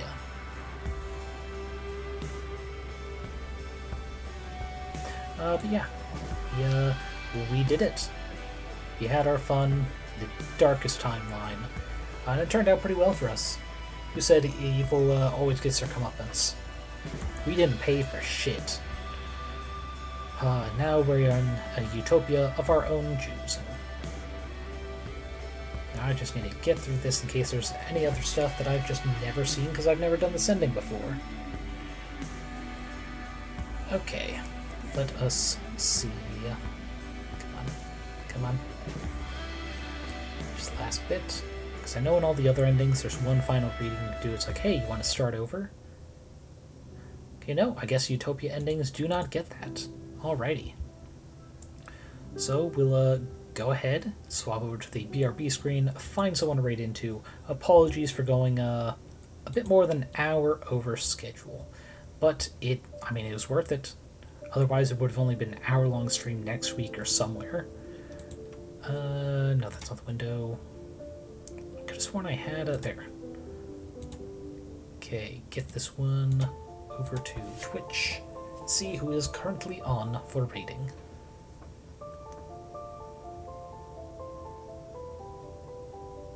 Let's see, Aries is doing Tactical Breach Witchards. Would be fun seeing what that game is like.